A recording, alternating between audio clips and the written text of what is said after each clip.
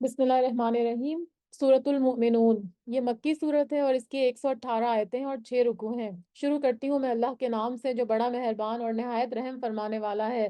قد افلح المؤمنون، یقیناً ایمان والوں نے فلاح حاصل کر لی۔ فلاح کے لغوی معنی ہوتے ہیں چیرنا، کاٹنا، اور جو کاشتکار ہوتے ہیں نا، جو کسان ہوتے ہیں، ان کو بھی فلاح کہتے ہیں۔ کیوں؟ کیونکہ وہ زمین کو چیر پھاڑ کر اس میں بیج بوتے ہیں۔ اور مفلح کا مطلب ہوتا ہے کامیاب۔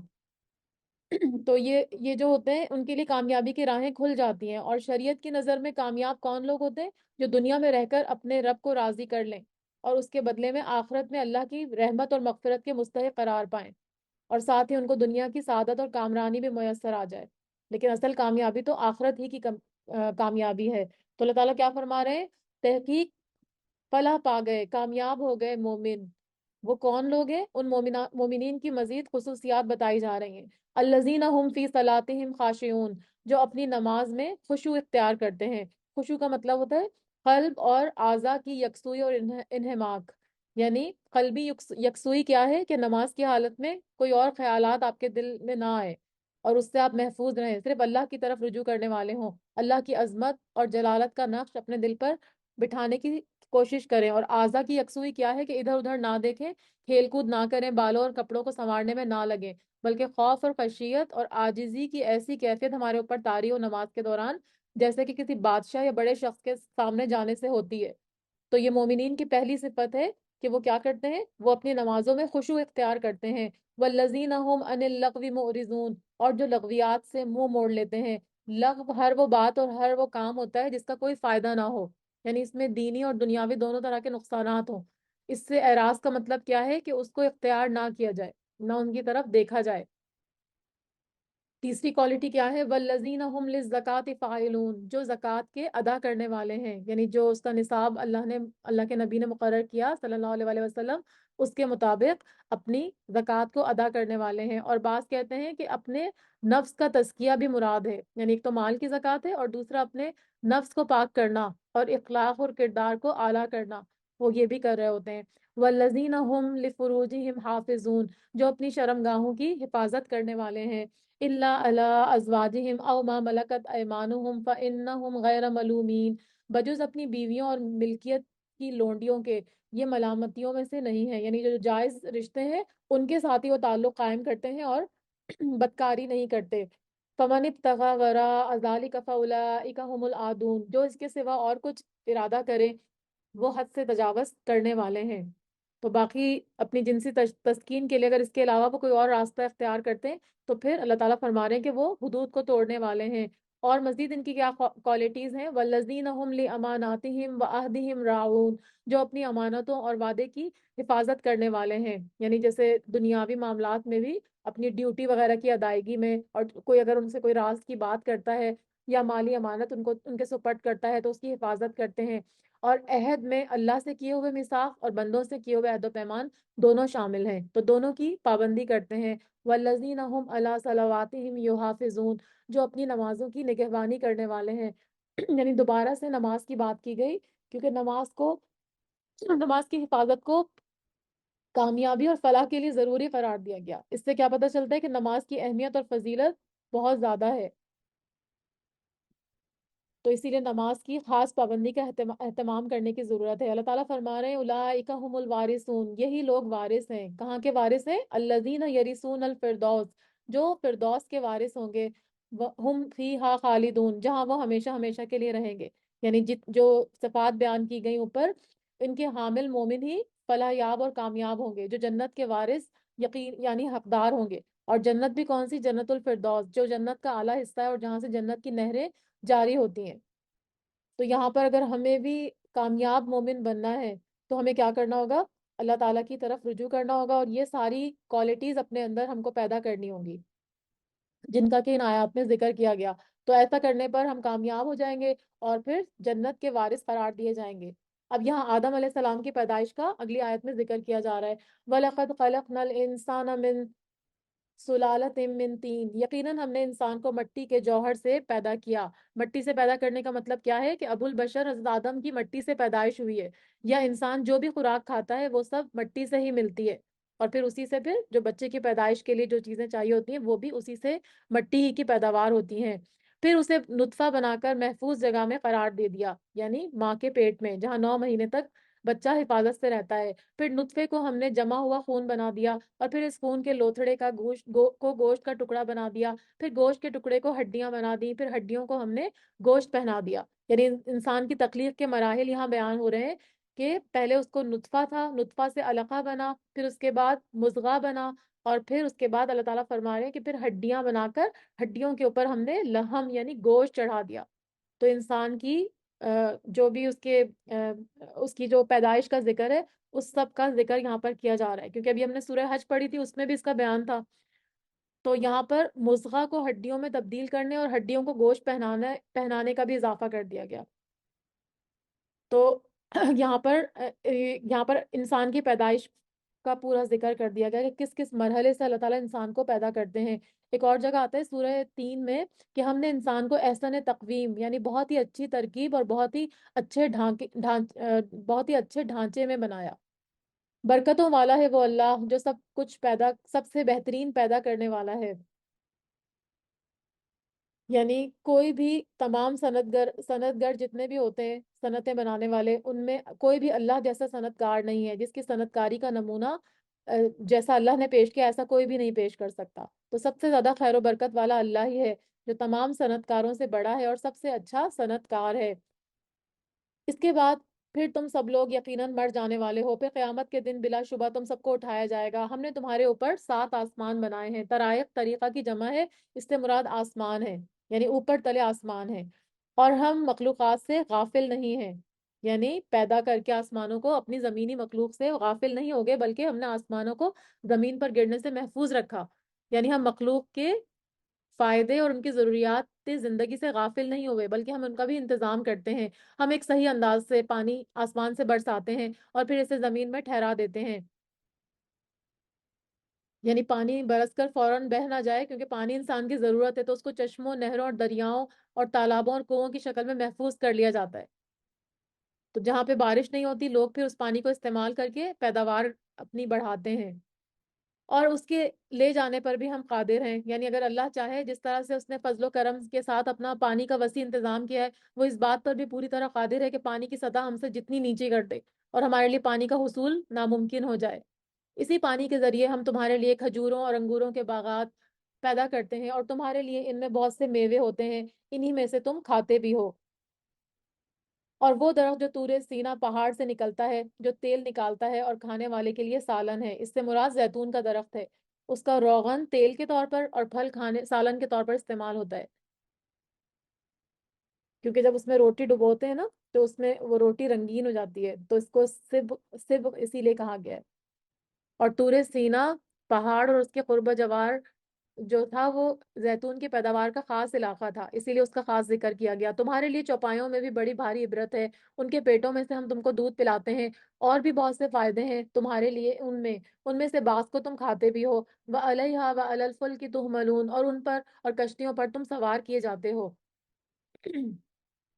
یعنی یہ ساری نعمتوں کا ذکر کیا جا رہا ہے کہ ان ساری نعمتوں سے تم فائدہ اٹھاتے ہو، لیکن تم اس کا شکر ادا نہیں کرتے، کہ صرف وہی ایک جو ہے وہ عبادت اور اطاعت کے لائق ہے۔ یقیناً ہم نے نوح علیہ السلام کو اس کی قوم کی طرف رسول بنا کر بھیجا، پھر اس نے کہا، اے میری قوم کے لوگوں، اللہ کی عبادت کرو، اس کے سوا تمہارا کوئی معبود نہیں ہے، کیا تم اس سے ڈرتے نہیں ہو؟ اس کی قوم کے کافر سرداروں نے صاف کہہ دیا کہ یہ تو تم جیسا ہی انسان ہے، یہ تم پر فضیلت اور بڑائی حاصل کرنا چاہتا ہے۔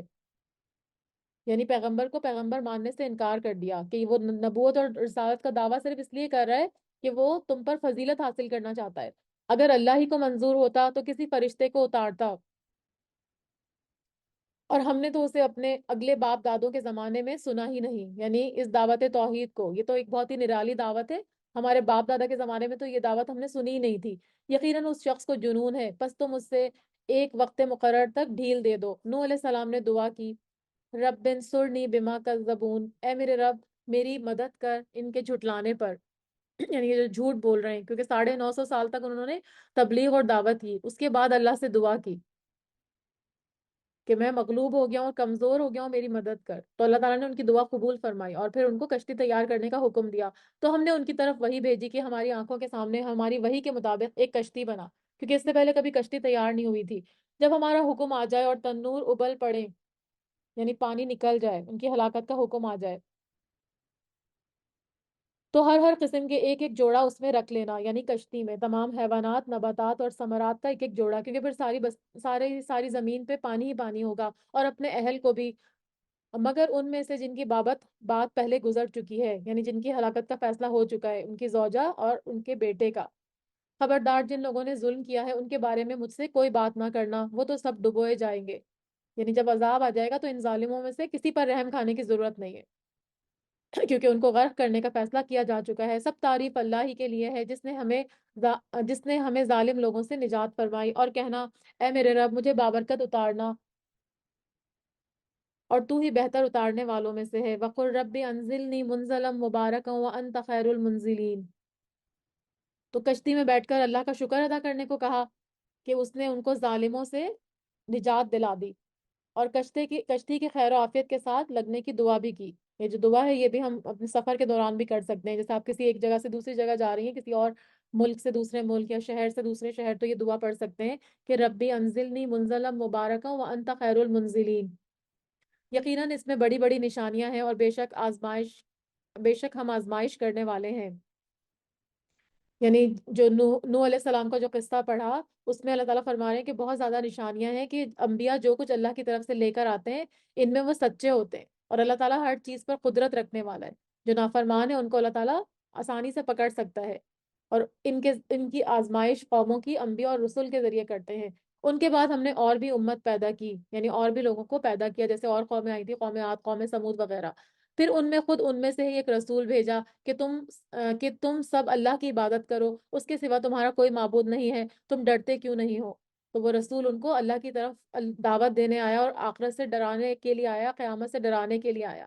تو ہر پیغمبر نے، ہر نبی نے صرف توحید کی دعوت دی، اور سرداران قوم نے جواب دیا۔ یعنی اس طرح سے ایک جنرل بات کی جا رہی ہے کہ جو بھی پیغمبر آیا کسی بھی بستی میں، وہ توحید کا پیغام لے کر آیا، اور جو سب سے بڑے، جو ان کے ایلیٹ طبقہ تھا، سب سے پہلے انہوں نے انکار کیا، اور پھر باقی لوگ انہی کو فالو کرتے ہیں۔ تو ایک جنرل بات کی جا رہی ہے کہ سرداران قوم نے کیا جواب دیا، جو کفر کرتے تھے اور آخرت کی ملاقات کو جھٹلاتے تھے، اور ہم نے انہیں دنیاوی زندگی میں خوشحال کر رکھا تھا۔ یعنی دنیا میں اللہ تعالیٰ نے آزمائش کے ان کو بہت ساری نعمتیں دے رکھی تھی کہ یہ تو تم جیسا ہی انسان ہے، تمہاری طرح خوراک بھی کھاتا ہے، اور تمہارے پینے کا پانی بھی یہی پیتا ہے۔ یعنی یہ تم سے برتر کیسے ہو سکتا ہے، کیسے نبی بن سکتا ہے، جبکہ یہ تو وہی کھانا کھاتا ہے جو تم کھاتے ہو، وہی پانی پیتا ہے جو تم پانی پیتے ہو۔ اگر تم نے اپنے ہی جیسے کسی انسان کی تابعداری کر لی تو بے شک تم خسارہ پانے والوں میں سے ہو جاؤ گے۔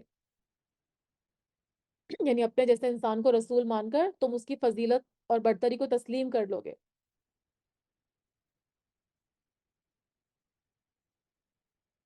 تو تم نقصان اٹھانے والے ہو جاؤ گے۔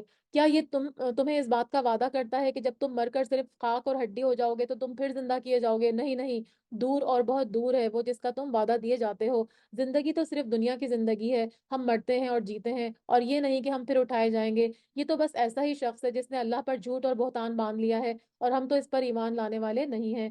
نبی نے دعا کی، رب انصرنی بما کذبون، اے پروردگار، اے میرے اللہ، ان کے جھٹلانے پر تو میری مدد کر۔ یعنی ان کی طرف دعا دراز کیا۔ جواب ملا، یہ تو بہت جلد اپنے کیے پر پچھتانے لگیں گے۔ یعنی جب ان پہ عذاب آئے گا تو یہ پچھتائیں گے، لیکن یہ پچھتانا ان کے اب کچھ کام نہ آئے گا۔ بلاخر عدل کے تقاضے کے مطابق چیخ نے پکڑ لیا، اور ہم نے ان کو کوڑا کرکٹ کر ڈالا۔ کہتے ہیں کہ یہ جبرائیل علیہ السلام کی چیخ تھی، اور یا پھر ویسے ہی کوئی چیخ تھی جس نے مل کر ان کو فنا کے گھاٹ اتار دیا، یعنی ان کو ختم کر دیا، اور ہم نے ان کو کوڑا کرکٹ کر دیا۔ غصہ جو ہے ایسے کوڑے کو کہتے ہیں جو سیلابی پانی کے ساتھ آتا ہے، اور درختوں کے کھوکھلے اور خشک تنے اور تنکے، اس طرح کی چیزیں اس کے اوپر ہوتی ہیں۔ تو جب پانی کا زور ختم ہو جاتا ہے تو یہ خشک ہو کر بیکار پڑے ہوئے ہوتے ہیں۔ تو ایسا ہی انجام مکذبین، جھٹلانے والوں کا اور متکبرین کا ہوا۔ تو اللہ تعالیٰ فرما رہے ہیں پس ظالموں کے لیے دوری ہے۔ ثم انشأنا من بعدہم قرونا آخرین، اور ان کے بعد ہم نے اور بھی بہت ساری امتیں پیدا کی، جیسے حضرت صالح علیہ السلام کی قوم، حضرت لوط علیہ السلام، حضرت شعیب علیہ السلام کی قومیں وغیرہ۔ اور نہ تو کوئی امت اپنے وقت مقرر سے آگے بڑھی، اور نہ ہی کوئی پیچھے رہی۔ یعنی جب بھی ان کے وعدے کا وقت آیا، ان کو ہلاک کرنے کا وقت آیا، تو اللہ تعالیٰ نے ان کو ہلاک کر دیا۔ ثم ارسلنا رسولنا تترا، پھر ہم نے اس کے بعد لگاتار رسول بھیجے، یعنی یک کے بعد دیگرے۔ تترا کا مطلب ہوتا ہے متواتر، جب جب جس امت کے پاس اس کا رسول آیا اس نے جھٹلا دیا، بس ہم نے ان کو ایک دوسرے کے پیچھے لگا دیا، یعنی ہلاکت اور بربادی میں ایک دوسرے کے پیچھے لگا دیا، اور انہیں افسانہ بنا دیا، یعنی لوگوں کی زبان پر ان کا ذکر ہو گیا اور وہ خود نہ رہے۔ ان لوگوں کو دوری ہے جو ایمان قبول نہیں کرتے۔ ثم ارسلنا موسیٰ واخاہ ہارون بآیاتنا وسلطان مبین، پھر ہم نے موسیٰ علیہ السلام کو اور اس کے بھائی ہارون علیہ السلام کو اپنی آیتوں اور کھلی دلیل کے ساتھ بھیجا۔ اس کا ذکر سورہ اعراف پہ گزر چکا ہے۔ اور فرعون اور اس کے لشکروں کی طرف، بس انہوں نے تکبر کیا اور وہ تھے ہی سرکش لوگ۔ یعنی استکبار کا مطلب ہوتا ہے اپنے آپ کو بڑا سمجھنا، غرور کرنا۔ کہنے لگے کیا ہم اپنے جیسے دو شخصوں پر ایمان لائیں، حالانکہ خود ان کی قوم بھی ہمارے ماتحت ہے، یعنی بنی اسرائیل بھی ہمارے انڈر ہے، تو ہم ان لوگوں پر ایمان لائیں گے جو ہماری طرح کے آدمی ہیں؟ بس انہوں نے ان دونوں کو جھٹلا دیا، یعنی موسیٰ علیہ السلام اور ہارون علیہ السلام کو۔ آخر وہ بھی ہلاک شدہ لوگوں میں شامل کر دیے گئے۔ ہم نے تو موسیٰ علیہ السلام کو کتاب بھی دی کہ اگر لوگوں کو راہ راست کے لوگ راہ راست پر آ جائیں، یعنی اللہ نے ان کو تورات بھی دی تاکہ لوگ جو ہے وہ ایمان کی راہ پر آ جائیں، صراط مستقیم پر آ جائیں۔ اور ہم نے ابن مریم اور اس کی والدہ کو ایک نشانی بنا دیا، کیونکہ ان کی ولادت حضرت عیسیٰ علیہ السلام کا ذکر ہے، ان کی ولادت بغیر باپ کے ہوئی تھی، تو یہ بھی اللہ کی ایک بہت بڑی نشانی تھی۔ جس طرح سے آدم علیہ السلام کو بغیر ماں باپ کے اور حوا کو بغیر مادہ کے حضرت آدم علیہ السلام سے پیدا کیا، تو یہ اللہ کی نشانیوں میں سے ہے۔ اور ان دونوں کو بلند، صاف، قرار والی اور جاری پانی والی جگہ میں پناہ دی۔ ربوہ سے مراد بلند جگہ ہے، اور بیت المقدس اور معین چشمے سے مراد وہ چشمہ ہے جو ولادت کے وقت اللہ تعالیٰ نے حضرت مریم کے پیروں کے نیچے سے جاری فرمایا تھا۔ اے پیغمبر، حلال چیزیں کھاؤ اور نیک عمل کرو۔ طیبات سے مراد پاکیزہ اور لذت بخش چیزیں ہیں۔ تو سب پیغمبر کو حکم دیا جا رہا ہے کہ پاکیزہ اور حلال چیزیں کھاؤ اور نیک عمل کرو۔ اور جتنے بھی پیغمبر تھے نا، ان کے بارے میں آتا ہے کہ وہ اپنے ہاتھ کی کمائی سے کھاتے تھے۔ نبی اکرم صلی اللہ علیہ وسلم نے فرمایا کہ ہر نبی نے بکریاں چرائی ہیں، اور میں بھی اہل مکہ کی بکریاں چند پیسوں کی عوض چراتا رہا ہوں۔ تم جو کچھ کام کر رہے ہو اس سے میں بخوبی واقف ہوں، یعنی حلال کمانے کی بات ہو رہی ہے کہ جو بھی اپنے ہاتھ سے کمایا جاتا ہے حلال، وہ یہاں مراد ہے۔ یقیناً تمہارا یہ دین ایک ہی دین ہے۔ امت سے مراد دین ہے، اور اس کے ایک مطلب ہونے کا کیا ہے، ایک ہونے کا مطلب کیا ہے کہ سب انبیاء نے ایک اللہ کی عبادت ہی کی دعوت پیش کی، لیکن دین توحید کو چھوڑ کر لوگ الگ الگ فرقوں اور گروہوں میں بٹ گئے، اور ہر گروہ اپنے عقیدہ عمل پر خوش ہے، چاہے وہ حق سے کتنا بھی دور کیوں نہ ہو۔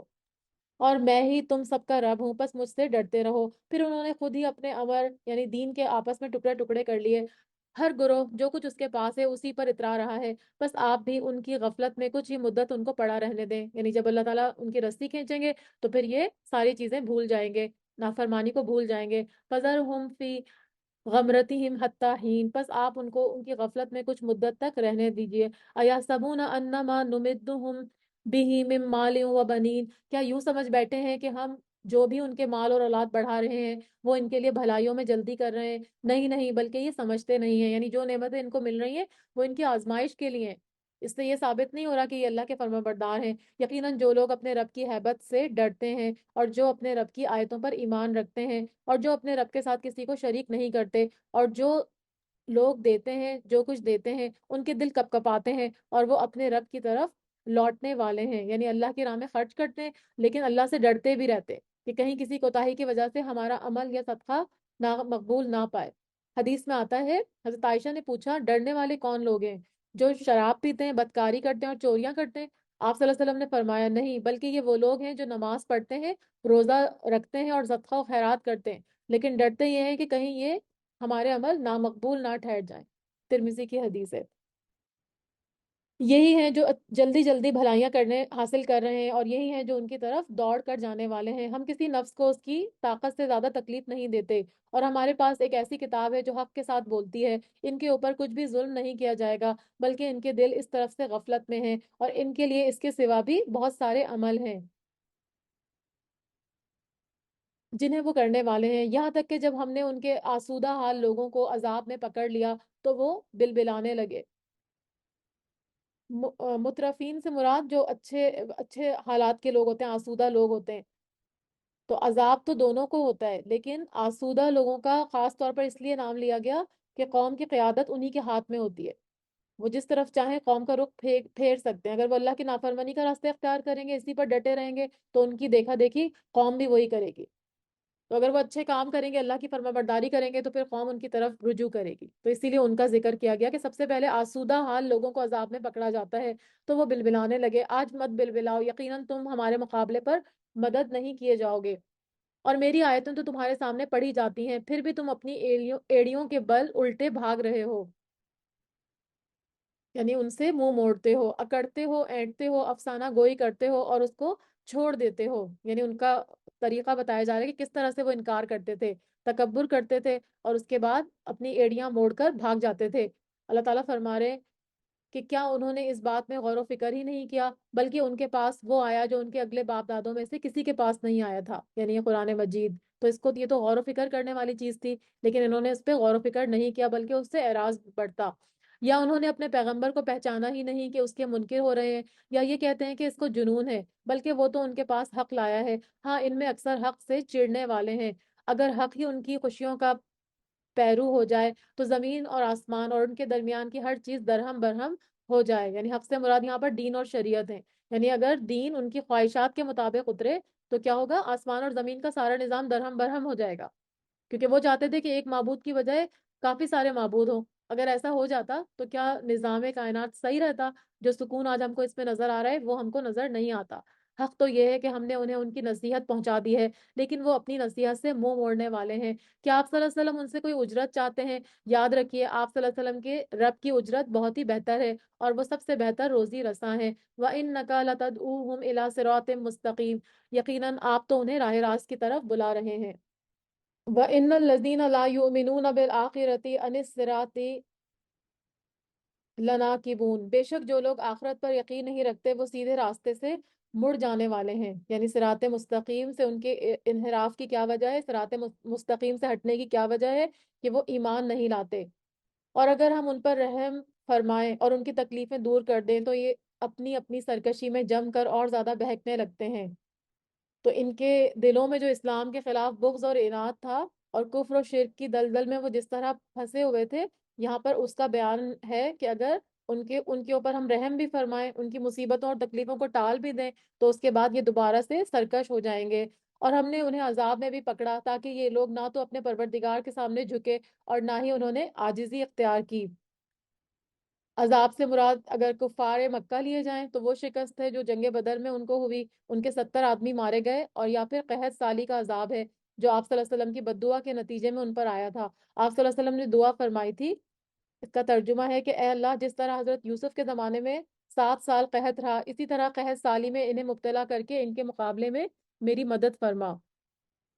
چنانچہ پھر اللہ تعالیٰ نے ان کو قحط سالی میں مبتلا کیا گیا تھا. اور پھر حضرت ابو سفیان جو تھے وہ نبی صلی اللہ علیہ وسلم کے پاس آئے اور ان کو اللہ کا اور رشتہ داری کا واسطہ دے کر کہا، اب تو ہم جانوروں کی کھالیں اور خون تک کھانے پر مجبور ہیں. جس پر پھر یہ آیت نازل ہوئی. یعنی جب اس کے بعد اللہ تعالیٰ فرما رہے ہیں کہ ہم نے ان کو عذاب میں پکڑا، لیکن یہ پھر بھی اللہ کے سامنے نہیں جھکے اور نہ ہی انہوں نے عاجزی اختیار کی. یہاں تک کہ جب ہم نے ان پر سخت عذاب کا دروازہ کھول دیا تو وہ اسی وقت سخت مایوس ہو گئے.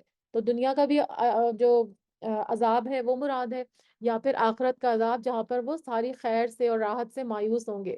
وَهُوَ الَّذِي أَنشَأَ لَكُمُ السَّمْعَ وَالْأَبْصَارَ وَالْأَفْئِدَةَ قَلِيلًا مَا تَشْكُرُونَ، وہ اللہ ہی ہے جس نے تمہارے لیے کان اور آنکھیں اور دل پیدا کیے، مگر تم بہت ہی کم شکر کرتے ہو. یعنی عقل و فہم اور سننے کی صلاحیتیں عطا کی کہ ان کے ذریعے سے حق کو پہچانیں، اس کو سنیں اور قبول کریں.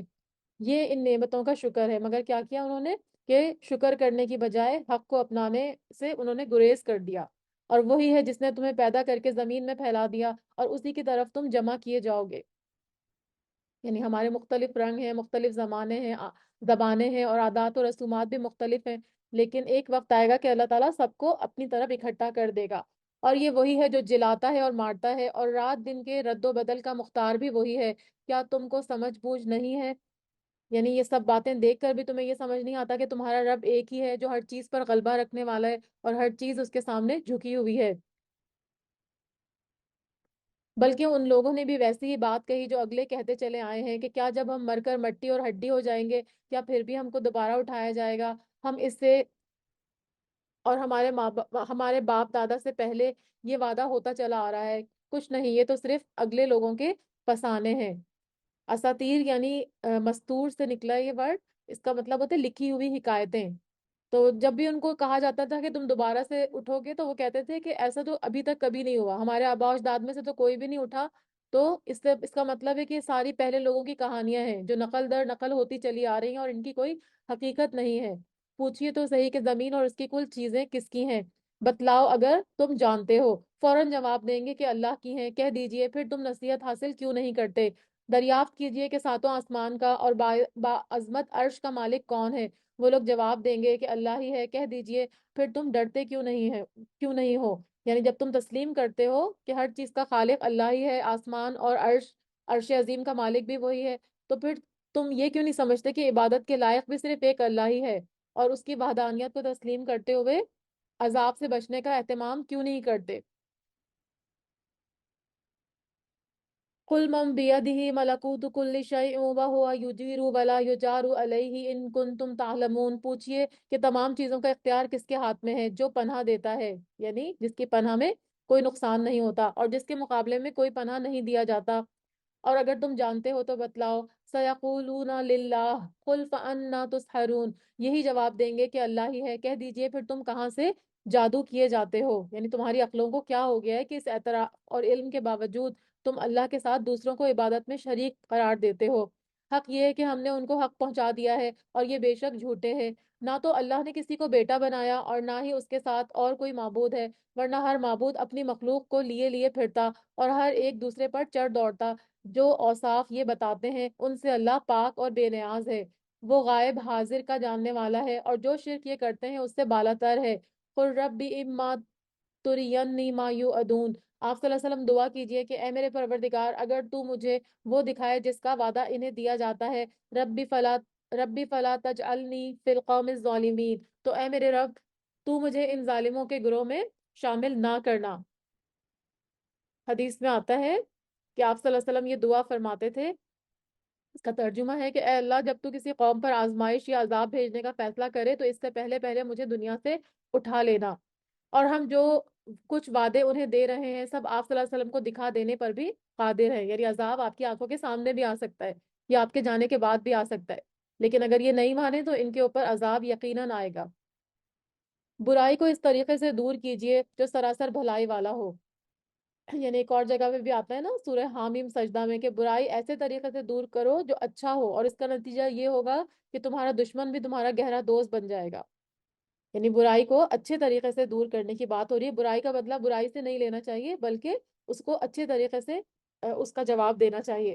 جو کچھ یہ بیان کرتے ہیں ہم بخوبی واقف ہیں، اور دعا کیجئے وَقُلْ رَبِّ أَعُوذُ بِكَ مِنْ ہَمَزَاتِ الشَّيَاطِينِ کہ اے میرے پروردگار میں شیطانوں کے وسوسوں سے تیری پناہ چاہتا ہوں۔ تو آپ صلی اللہ علیہ وسلم یہ دعا کرتے تھے، اعوذ باللہ السمیع العلیم من الشیطان الرجیم من حمزہ ونفخہ ونفثہ۔ تو یہ آپ کو یہ ابو داؤد کی حدیث ہے، آپ کو دعاؤں کی کتاب میں مل جائے گی۔ تو شیطان سے پناہ مانگنے کے لیے آپ صلی اللہ علیہ وسلم دعائیں پڑھتے تھے، اور اے رب میں تیری پناہ چاہتا ہوں کہ وہ میرے پاس آ جائے۔ تو آپ صلی اللہ علیہ وسلم نے کیا تاکید فرمائی کہ ہر کام کی ابتدا اللہ کے نام سے کرو، یعنی بسم اللہ پڑھ کے، کیونکہ اللہ کی یاد شیطان کو دور کرنے والی چیز ہے۔ اور آپ صلی اللہ علیہ وسلم یہ دعا بھی پڑھتے تھے، اللہم انی اعوذ بکا من الحرم و اعوذ بکا من الحدم و من الغرق و اعوذ بکا ان یتقبط بطنی الشیطان عند الموت۔ رات کو گھبراہٹ میں آپ صلی اللہ علیہ وسلم دعا پڑھتے تھے، بسم اللہ اعوذ بکلمات اللہ التامات من غضبہ و عقابہ و من شر عبادہ و من ہمزات الشیاطین ان یحضرون۔ یہ سب مستند احمد کی روایت ہے۔ تو آپ کو جو قرآنی اور مسنون دعائیں نا اس میں یہ ساری دعائیں مل جائیں گی۔ تو ہمیں بھی جب لگے کہ ہم شیطان کے چنگل میں پھنسنے لگے ہیں یا ہم اللہ کی ہدایت سے دور ہو رہے ہیں، تو پھر ہم کو بھی ان دعاؤں کا اہتمام کرنا چاہیے، کیونکہ اللہ تعالیٰ نے ان کو حکم دیا تھا نا کہ آپ جو ہے وہ شیطان کے وسوسوں سے پناہ میں آ جائیے میری۔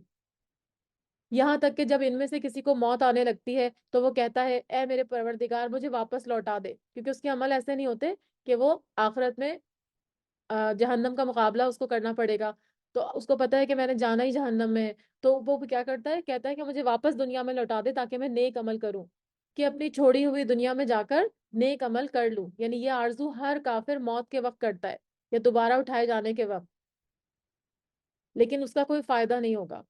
دوبارہ تو دنیا میں نہیں بھیجا جائے گا، مہلت عمل تو صرف ایک ہی دفعہ ملتی ہے، ہرگز ایسا نہیں ہوگا، یعنی اللہ تعالیٰ ڈانٹ کے بتا رہے ہیں کہ ان کو دوبارہ دنیا میں نہیں بھیجا جائے گا۔ یہ تو صرف ایک قول ہے جس کا یہ قائل ہے، یعنی یہ تو صرف ایک بات ہے جو وہ کر رہا ہے، لیکن اگر اس کو دنیا میں بالفرض لوٹا بھی دیا جائے گا تب بھی یہ وہی کرے گا جو پہلے کرتا رہا ہے۔ حضرت قتادہ فرماتے ہیں کہ کافر کی اس آرزو میں ہمارے لیے بڑا سبق ہے۔ کافر دنیا میں اپنے خاندان اور قبیلے کے پاس جانے کی آرزو نہیں کرے گا، بلکہ عمل صالح کے لیے دنیا میں آنے کی آرزو کرے گا۔ اس لیے زندگی کے لمحات کو غنیمت جانتے ہوئے زیادہ سے زیادہ عمل صالح کر لیے جائیں، تاکہ کل قیامت کو یہ آرزو کرنے کی ضرورت ہی پیش نہ آئے۔ ابن کثیر میں یہ لکھا ہوا ہے۔ تو اللہ تعالیٰ فرما رہے ہیں کہ ہرگز ایسا نہیں ہوگا، یہ تو صرف ایک قول ہے جس کا یہ قائل ہے، اور ان کے پس پشت تو ایک حجاب ہے، اور ان کے دوبارہ جی اٹھنے کے دن تک، یعنی دو چیزوں کے درمیان جو حجاب یا آڑ ہوتی ہے اس کو برزخ کہتے ہیں۔ تو دنیا کی زندگی اور آخرت کی زندگی کے درمیان جو وقفہ ہے اسے برزخ کہا جاتا ہے، کیونکہ مرنے کے بعد انسان کا تعلق دنیا کی زندگی سے ختم ہو جاتا ہے، اور آخرت کی زندگی کا آغاز اس وقت ہوتا ہے جب دوبارہ تمام انسانوں کو زندہ کیا جائے گا، اور یہ جو درمیان کی چیز ہے وہ برزخ کی زندگی کہلاتی ہے۔ اور انسان کا وجود اس میں کس شکل میں ہوگا، کیسا ہوگا، کیا وہ مٹی میں مٹی بن جائے گا یا راکھ بن کر ہواؤں میں اڑا دیا جائے گا، تو جو بھی اس کے ساتھ معاملہ ہوگا اس کا علم اللہ کو ہے۔ لیکن اگر کسی بھی شکل میں انسان ہو، چاہے وہ راکھ بنا کے، جیسے ہندو وغیرہ مذہب میں ہوتا ہے نا کہ وہ ان کو جلا دیتے ہیں کہ ان سے حساب نہیں لیا جائے گا، چاہے وہ دریا میں بہا دیا جائے یا کسی جانور کی خوراک بن جائے، لیکن اللہ تعالیٰ کیا کریں گے، سب کو ایک نیا وجود عطا کر کے میدان حشر میں جمع کریں گے، اور یہ اللہ تعالیٰ کے لیے کوئی مشکل بات نہیں ہے۔ بس جب سور پھونک دیا جائے گا اس دن نہ تو آپس کے رشتے ہی رہیں گے اور نہ ہی آپس کی پوچھ گچھ رہے گی، یعنی محشر کی ہولناکیوں میں ایسا ہی ہوگا کہ وہ ایک دوسرے کو نہیں پہچانیں گے۔ اور جن کے ترازو کا پلڑا ہلکا ہو جائے گا یہ وہ ہیں جنہوں نے اپنا نقصان آپ کر لیا، جو ہمیشہ کے لیے جہنم ہی واصل ہو گئے۔ یعنی ایک منٹ، ایک آیت میں نے یہاں پہ چھوڑ دی ہے کہ جن کے ترازو کا پلہ بھاری ہوگا وہ تو نجات والے ہو جائیں گے، اور جن کے ترازو کا پلہ ہلکا ہو جائے گا یہ وہ ہیں جنہوں نے اپنا نقصان کر لیا، جو ہمیشہ کے لیے جہنم واصل ہو جائیں گے۔ ان کے چہروں کو آگ جھلستی رہے گی اور وہ وہاں بد شکل بنے ہوئے ہوں گے۔ کالہون کا ورڈ یوز ہوا نا یہاں پر، تو کلہا کا مطلب ہوتا ہے ہونٹ سکیڑ کر دانت ظاہر ہو جانا، یعنی جو ہمارے ہونٹ ہے نا وہ دانتوں کا لباس ہے، اگر ہمارے ہونٹ نہیں ہوں گے تو ہمارے دانت بالکل اوپن ہو جائیں گے اور ہماری شکل کتنی ڈراؤنی ہو جائے گی۔ تو جہنم میں کیا ہوگا کہ یہ ہونٹ جو ہے وہ سمٹ اور سکڑ جائیں گے اور دانت باہر نکل آئیں گے، تو اس سے انسان کی شکل بدصورت اور بد شکل ہو جائے گی، جیسے اس کی بکرے کی سری ہوتی ہے نا، اس کو اگر آپ بھونتے ہیں تو کیسی ہو جاتی ہے، تو اس طرح سے استغفر اللہ چہرے ہو جائیں گے جہنمیوں کے۔ تو یہاں پر فرمایا کہ تلفہ وجوہہم النار وہم فیہا کالہون، ان کے چہرے بالکل بد شکل ہو جائیں گے۔ الم تکن آیاتی تتلا علیکم فکن تم بہا تکذبون، کیا میری آیتیں تمہارے سامنے تلاوت نہیں کی جاتی تھی پھر بھی تم ان کو جھٹلاتے تھے؟ وہ کہیں گے قولوا ربنا غلبت علینا شقوتنا وکنا قوما ضالین، اے پروردگار ہماری بدبختی ہم پر غالب آ گئی اور ہم تو تھے ہی گمراہ۔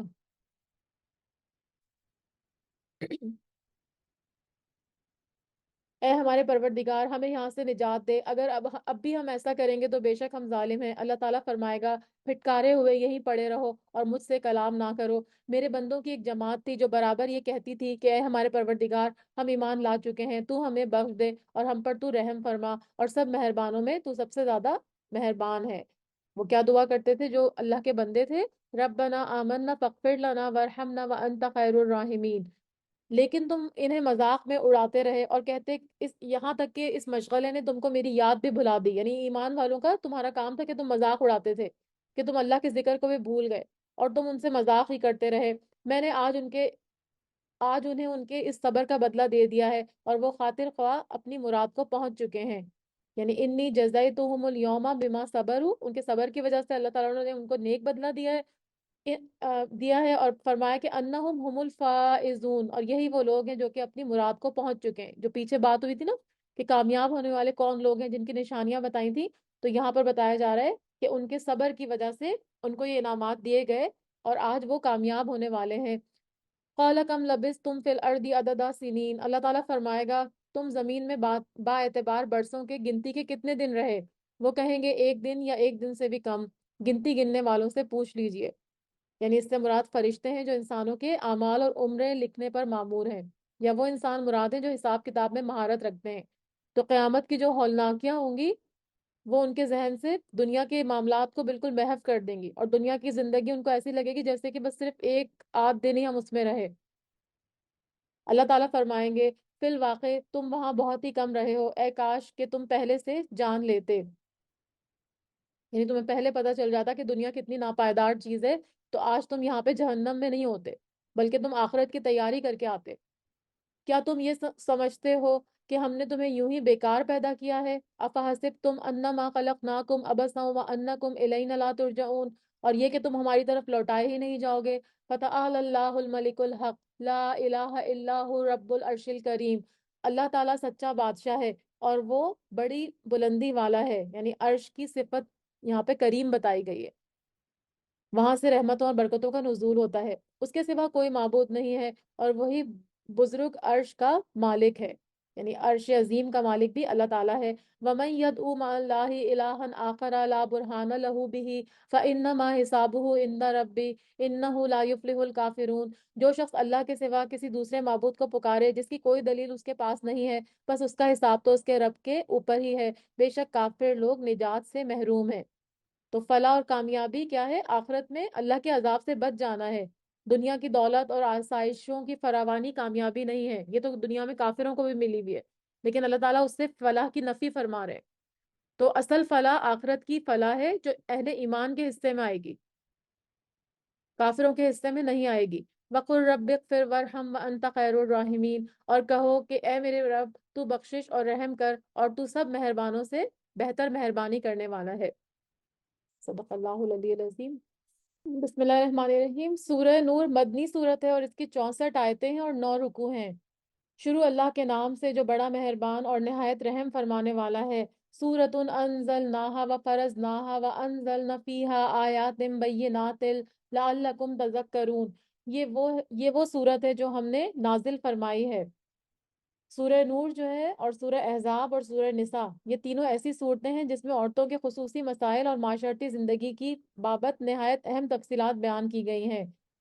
تو یہاں پہ فرمایا جا رہا ہے کہ قرآن کریم کی ساری صورتیں ہی اللہ تعالیٰ کی طرف سے نازل کرنا ہے، لیکن اس صورت کے بارے میں یہ کہا جا رہا ہے، تو اس سے کیا پتہ چل رہا ہے کہ یہ جو یہاں پہ آیت نمبر 1 میں لکھا ہوا ہے کہ یہ ہے وہ صورت جو ہم نے نازل فرمائی ہے، تو اس سے کیا پتہ چل رہا ہے کہ اس میں جو بیان کردہ احکامات ہیں ان کی کتنی اہمیت ہے، یعنی ان کی اہمیت کو اجاگر کرنے کے لیے کہا جا رہا ہے کہ یہ صورت بھی ہم نے ہی نازل فرمائی ہے اور مقرر کر دی ہے، اور جس میں ہم نے کھلی آیتیں اور احکام اتارے ہیں تاکہ تم یاد رکھو۔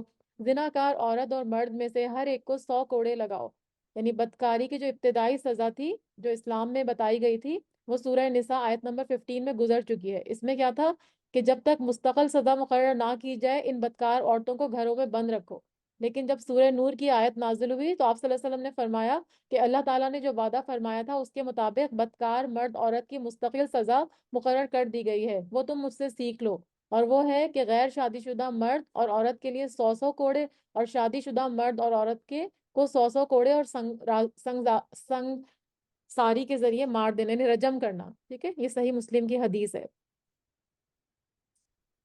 تو یہاں اسی سزا کا بیان ہے۔ ان پر اللہ کی شریعت کی حد جاری کرتے ہوئے تمہیں ہرگز ترس نہیں کھانا چاہیے اگر تمہیں اللہ پر اور اس کی قیامت کے دن پر ایمان ہو، یعنی ترس کھا کر سزا دینے سے گریز مت کرو، کیونکہ ظاہر ہے یہ بہت سخت سزا ہے نا، کوڑے مارنا اور پھر رجم کر دینا، تو یہ تو بہت ہی سخت سزا ہے۔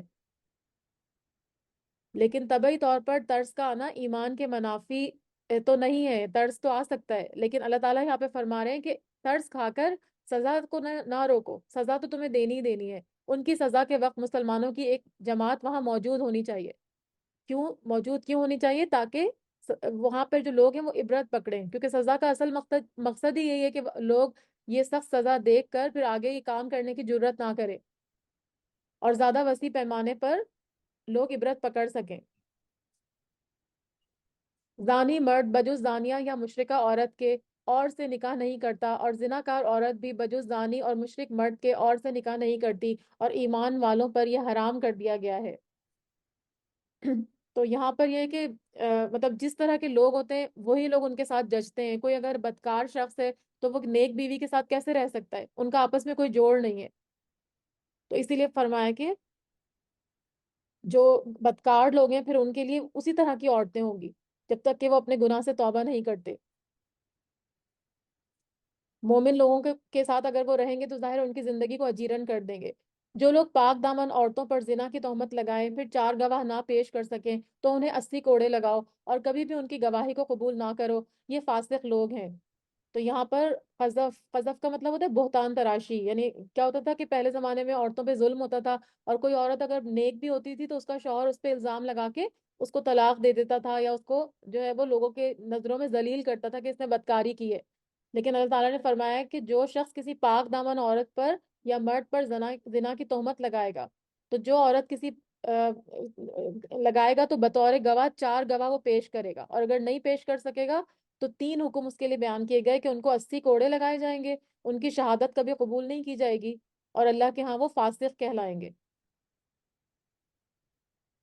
ہاں جو لوگ اس کے بعد توبہ کر لیں اور اصلاح کر لیں یعنی توبہ کرنے سے کوڑوں کی سزا معاف نہیں ہوگی. وہ تو سزا ملے گی کیونکہ وہ تو حد ایک اللہ نے جاری کی ہے نا.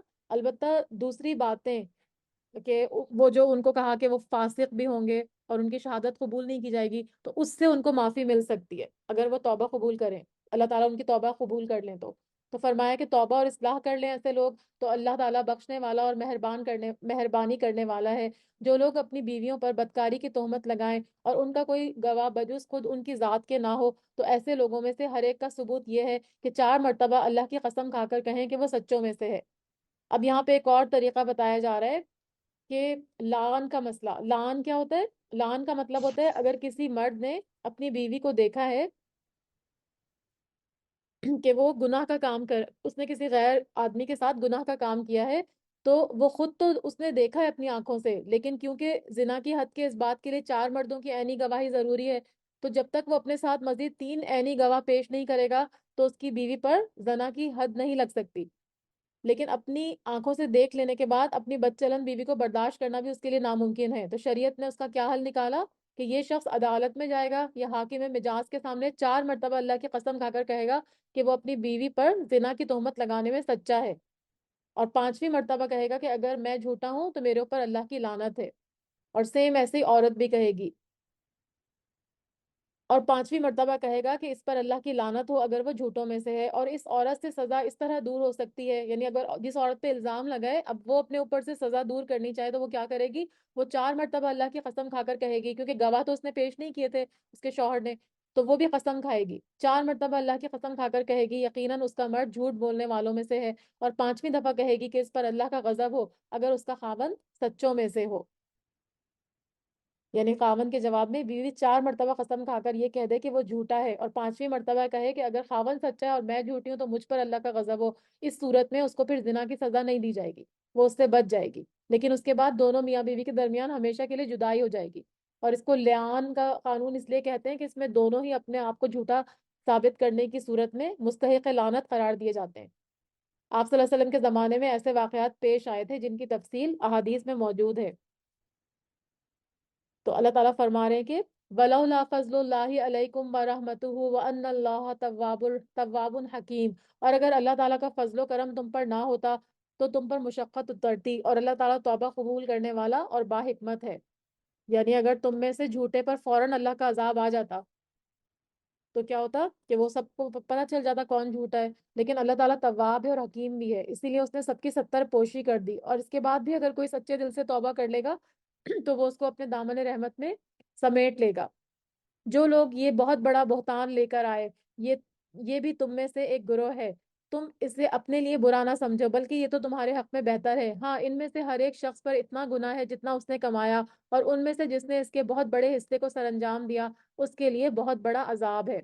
اب یہاں پر واقع افک بیان ہو رہا ہے. ٹھیک ہے. افک کا کیا مطلب ہوتا ہے؟ افک کا مطلب ہوتا ہے جھوٹ باندھنا. تو افک سے مراد وہ واقعہ افک ہے جس میں کیا ہوا تھا اس کا میں آپ کو تھوڑا سا پس منظر بتا دیتی ہوں کہ اس میں کیا ہوا تھا کہ منافقین نے حضرت عائشہ رضی اللہ تعالیٰ عنہ کے دامن عفت اور عزت کو داغدار کرنا چاہا تھا لیکن اللہ تعالیٰ نے قرآن میں حضرت عائشہ کی برات نازل فرما کر ان کی پاک دامنی اور عفت کو واضح کر دیا تھا. قصہ مختصر یوں ہے کہ حکم حجاب کے بعد یعنی حجاب کا حکم جب آ گیا تھا غزوہ بنی المطلق سے واپسی پر نبی اکرم صلی اللہ علیہ وسلم اور صحابہ نے مدینے کے قریب ایک جگہ قیام فرمایا.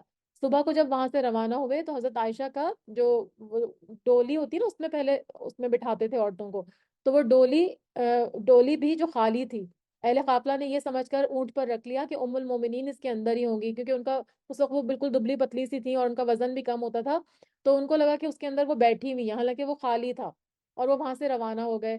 اور حضرت عائشہ جو تھی وہ اپنے ہار کی تلاش میں باہر گئی ہوئی تھی، جب واپس آئیں تو دیکھا کہ قافلہ چلا گیا ہے، تو سوچ کر وہیں لیٹ گئیں کہ جب ان کو میری غیر موجودگی کا علم ہوگا تو تلاش کرتے ہوئے واپس آ جائیں گے۔ تھوڑی دیر کے بعد صفان بن معطل سلمہ رضی اللہ تعالیٰ عنہ آ گئے۔ ان کی ذمہ داری تھی کہ قافلے کی راہ جو رہ جانے والی چیزیں ہوتی تھی وہ سنبھال لیتے تھے، جیسے قافلہ جب چلتا تھا اگر کوئی چیز پیچھے چھوڑ دیے تو وہ آ کے اس کو اٹھاتے تھے۔ انہوں نے حضرت عائشہ کو حکم حجاب سے پہلے دیکھا ہوا تھا، ان کو دیکھتے ہی انا للہ پڑھا اور سمجھ گئے کہ قافلہ غلطی سے یا بے علمی میں حضرت ام المومنین کو یہیں چھوڑ کر آگے چلا گیا ہے۔ انہوں نے ان کو اپنے اونٹ پر بٹھایا اور خود اس کی نکیل تھامے پیدل چلتے ہوئے قافلے سے جا ملے۔ منافقین نے جب حضرت عائشہ رضی اللہ تعالیٰ عنہ کو اس طرح بعد میں اکیلے حضرت صفان رضی اللہ تعالیٰ عنہ کے ساتھ آتے دیکھا تو اس موقع کو بہت غنیمت جانا، کیونکہ وہ موقع کی تلاش میں رہتے تھے کسی طرح آپ صلی اللہ علیہ وسلم کو بدنام کریں۔ اور رئیس المنافقین جو تھا عبداللہ بن ابی، اس نے کہا یہ تنہائی اور علیحدگی بے سبب نہیں ہے، حالانکہ ان دونوں اس بات سے بالکل بے خبر تھے۔ بعض مخلص مسلمان بھی منافقین کے اس پروپیگنڈے کا شکار ہو گئے۔ ان میں حضرت حسان، مستہ بن اساسہ اور حمنہ بن حجش رضی اللہ تعالیٰ عنہم ہیں۔ اس واقعے کی پوری تفاصیل تو آپ کو صحیح احادیث میں ملیں گی، لیکن یہاں مختصراً بیان کر رہی ہوں۔ نبی صلی اللہ علیہ وسلم پورے ایک مہینے تک، جب تک آپ اللہ تعالیٰ کی طرف سے برات نازل نہیں ہوگی، سخت پریشان رہے، اور حضرت عائشہ رضی اللہ تعالیٰ عنہ لا علمی میں اپنی جگہ بے قرار اور مضطرب رہیں۔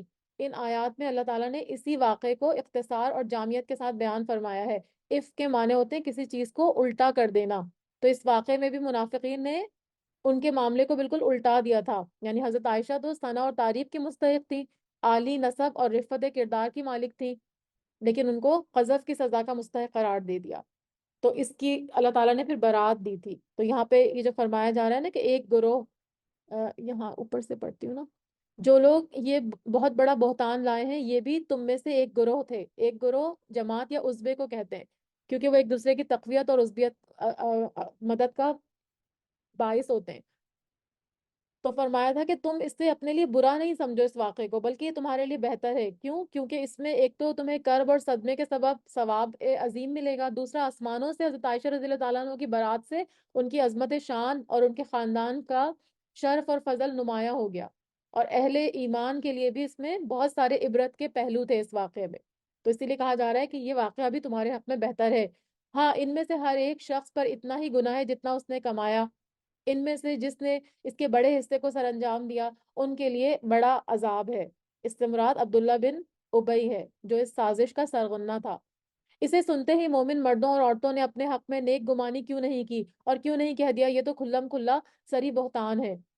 تو یہاں سے تربیت کے پہلوؤں کو نمایاں کیا جا رہا ہے اس آیت سے۔ سب سے پہلی بات کیا کہ اہل ایمان تو ایک جان کی طرح، ایک جسم کی طرح ہے، تو جب حضرت عائشہ رضی اللہ تعالیٰ عنہ پر بہتان تراشی کی گئی تو تم لوگوں نے اپنا قیاس کرتے ہوئے فوراً اس کی تردید کیوں نہ کی، اور فوراً کہتے کہ نہیں ایسا ہو ہی نہیں سکتا، تم کیوں اس میں جو ہے وہ شریک ہوئے؟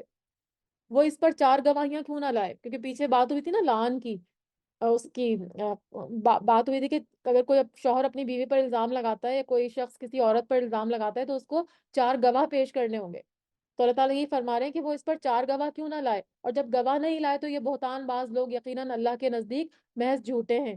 وَلَوْلَا فَضْلُ اللَّهِ عَلَيْكُمْ وَرَحْمَتُهُ فِي الدُّنْيَا وَالْآخِرَةِ لَمَسَّكُمْ فِي مَا أَفَضْتُمْ فِيهِ عَذَابٌ عَظِيمٌ، اگر اللہ تعالیٰ کا فضل اور کرم تم پر اور نہ ہوتا تو دنیا اور آخرت میں نہ ہوتا تو یقیناً تم نے جس بات کے چرچے شروع کر رکھے تھے اس بارے میں تم پر بہت بڑا عذاب پہنچ جاتا، جبکہ تم اسے اپنی زبانوں سے نقل در نقل کرنے چلے تھے اور اپنے منہ سے وہ بات نکالنے لگے تھے جس کی تمہیں مطلق خبر ہی نہ تھی۔